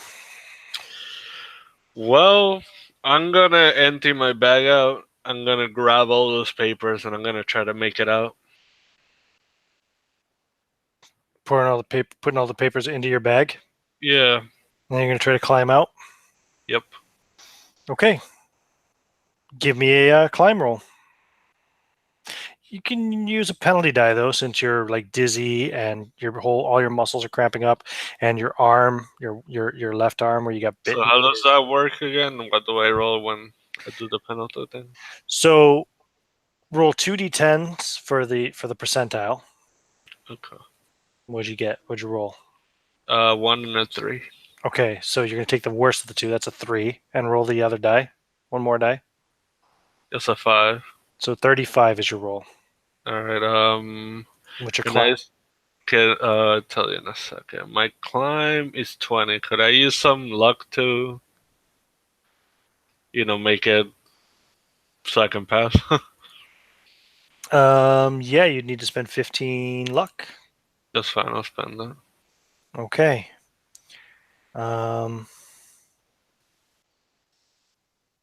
As you're doing so, you hear sound behind you, and you glance over, and you see Danny rising up. He's coughing, it seems like. He's spitting out more blood as he stands up, and you see like the hair just slide off of his head, looks like it takes a good chunk of his scalp with him. It is now completely dark purple in color, and he turns and looks to you and lets out a sick gurgling sound and starts running in your direction as you spend the luck and start climbing up the rope. Yeah, I'm gonna yell "fucking vegans" and go. You start climbing up the rope, and he charges into it and grabs onto it and starts to shake it violently. So give me another climb roll with a penalty die, please. 2 penalty dice, sorry. You're about halfway up the shaft. You're about 30 feet up. That would be 65.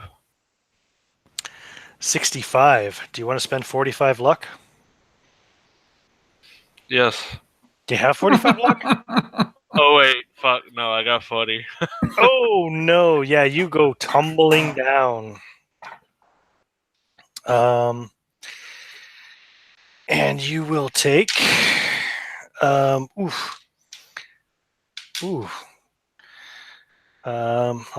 call it, yeah, 7 points of damage as you fall. Woo. Is that half your hit points? Your starting hit points? I got 1 left.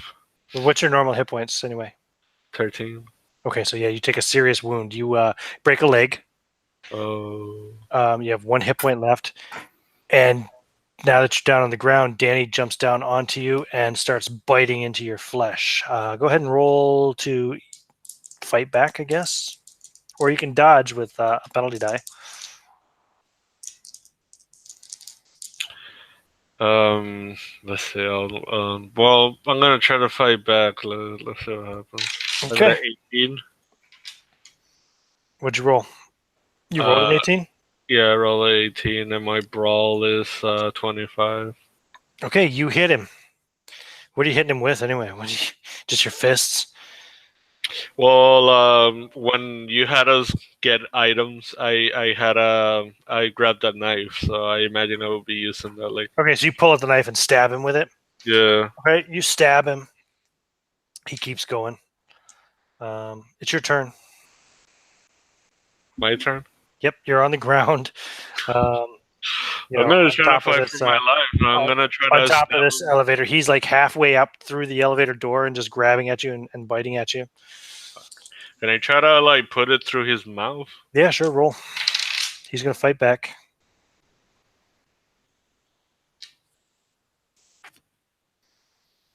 Okay, I got 10 on that one. Yeah, you stab him right in the face, right through the mouth, into the tongue. Some of his teeth fall Yeah. out. I want to try to like push it to his brain. Just push this shit up there. Yeah, doesn't bother him. He keeps going. He attacks you. Do you want to fight back or dodge? I'm gonna keep fighting. Roll it. Roll your fight back. Oh fuck! I got an 85. Okay. Yeah, he's still trying to bite and scratch at you, but you're able to kind of hold him off, and neither one of you hit. It's your turn.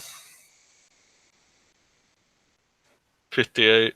I imagine since you stopped to film a little bit on the way out, you can hear this shit going on in the elevator shaft behind you, Tom. Tom's hauling ass, dude. He hit you that time, so because he fought back, and he does 1d3 plus damage bonus. So Danny bites into your arm and tears out a big chunk of flesh for 7 points of damage. Yeah, I'm pretty That sure. ends you, yeah. Yeah. Okay. So Tom, you're hauling ass out of the building. Yep. Okay. And when he gets out of the building, he's going to number one, he's going to pull the chip, the small memory chip, out of the digital camera, the video camera, and he's going to chuck it, the camera. And all he's going to have is his GoPro and his pack and the rest of it. And he's going to head for the beach where they left. Of course, yeah. Where they left, what's his face? And once he gets, give me a listen roll. Oh shit. Rolling dice. Hold on. 20. Yeah, you hear the sound of a helicopter. Okay. He's going to dial 911. On your phone? Yeah. Give me a luck roll. Luck roll. 33. What is your luck currently after all the points you spent? 62. Yep, you get a signal. 911, what's your emergency? Being chased by I don't know what it is, and my friends they're hurt, and we're on some island, and help. Calm down, sir. What island are you on? I don't remember. I really don't remember. Just follow my signal. Well, sir, it will take some time to triangulate the signal on a mobile phone call. You sure you don't know the name of the island you're on? I truthfully, I don't remember. All right, just stay on the line, please, while we try to triangulate the signal. What is it your friends are being attacked? South Newberry? I think we're off of South Newberry. Are you on one of the shards? Yes, the shards. Okay, I'll try to get a Coast Guard team to respond as soon as possible. What's happened to your friends, sir? I don't know. I think they Describe the nature of their injuries. fell down an elevator shaft. An elevator shaft? Are you sure you're not on Connolly Island? Yes, Connolly Island. That's it. Click. She hangs up.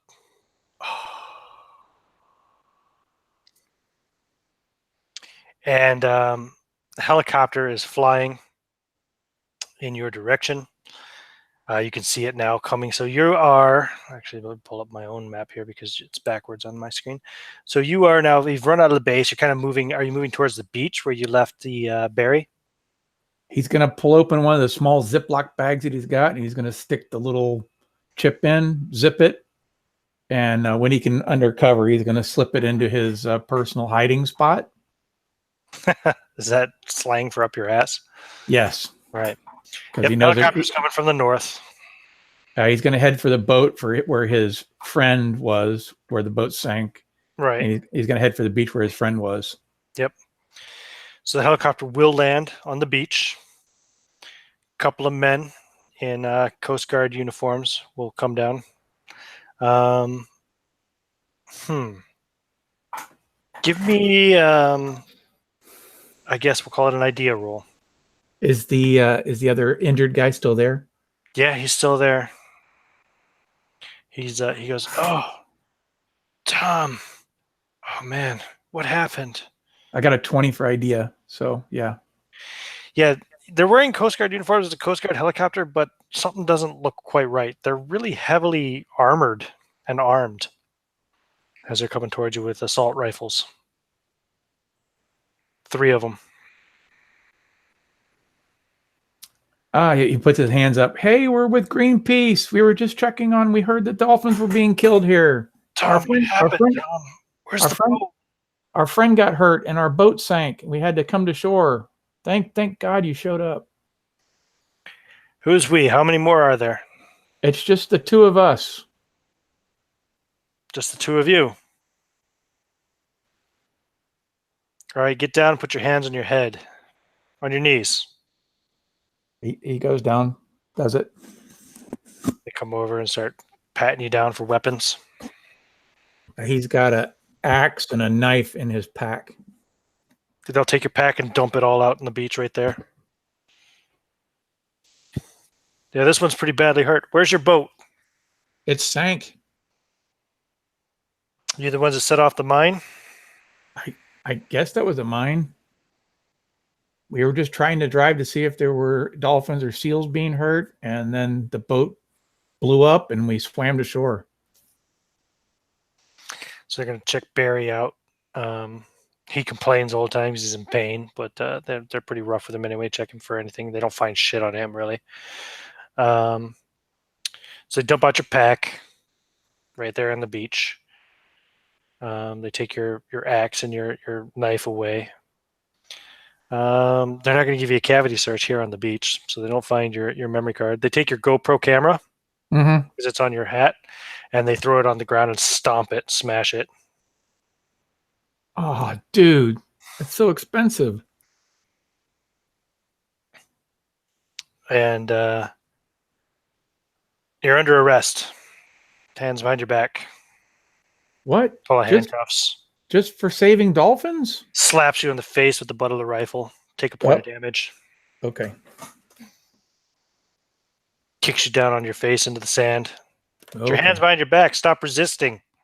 I'm not resisting. I'm not resisting. Black Lives Matter. They put your hands behind your back, cuff you up. They cuff Barry up as well, drag him to his feet, and they start to haul you both towards the helicopter. When 2 gurgling, screaming, purple, hairless, humanoid creatures come running across the beach from the direction of the research center, screaming. The 2 men lower their, or 3 men, sorry, raise up their assault rifles and start firing into these guys, just cutting into them. Just basically, as you see these guys, they still keep coming forward. It's incredible. Give me sanity checks. You got it. Oh, just a sanity check. Sorry, there's only you here now. So these guys are literally running across the beach and like arms flailing, bits of body parts blow off the arm off one of them. They still keep coming forward. The best time to roll a 6 ever. Okay. So you'll lose 1 sanity point anyway. All right. As they get closer, you realize that, oh, shit, that's Danny and Miguel. But they're covered in blood, completely hairless. Skin has turned dark purple. Miguel's arm has been blown off, but he's still coming forward. Give me another sanity roll. You realize that this is what remains of your 2 friends. Shit. 77. I did not make it. 77? Mm-hmm. Okay. So lose 2 more sanity points. I rolled poorly anyway. Guess you didn't like them that much. And the helicopter immediately starts to take off, leaving these 3 men down on the beach with you. As the guys are firing fully automatic rounds into these things, they cut Miguel down. He finally drops before he reaches them, but Danny reaches one of them and jumps on him, biting into him and tearing flesh out of his neck as the other two men reload their rifles and start firing into him at point blank range. They also managed to hit their Coast Guard amigo multiple times in the process, but eventually they put Danny down as well, and the other Coast Guard guy. They're like, fuck, son of a bitch. What do we do now? What do we do now? The other guy goes, you know what we do now. The only thing left to do. And they put the rifles down. They turn and look at you. And they say, were you bitten? No. Are you infected? No. There's only one way to find out. One of them raises his handgun up, puts 3 shots in your head, killing you on the beach. They wait around long enough to make sure you don't rise from the dead, to make sure that you're actually not infected and dead, before they each put a bullet in their own skulls, killing themselves. And that ends the Winoka Point Research Center. That was hardcore. Yeah, that was brutal. I'm not going to bother with rewards, repercussions. None of you lived. Oh, Thanks for playing. I think that Tom truly lived for a few minutes. He was truly appreciated life. He was truly alive. Hey, Danny, it's all your fault. We should have killed that rat, man. Why? Why Because you your Peter away? Yeah. Because he's a vegan. Oh well. Thanks for playing, guys. Oh, thanks for running Great, it. I'm going to stop the broadcast now, but that was fun.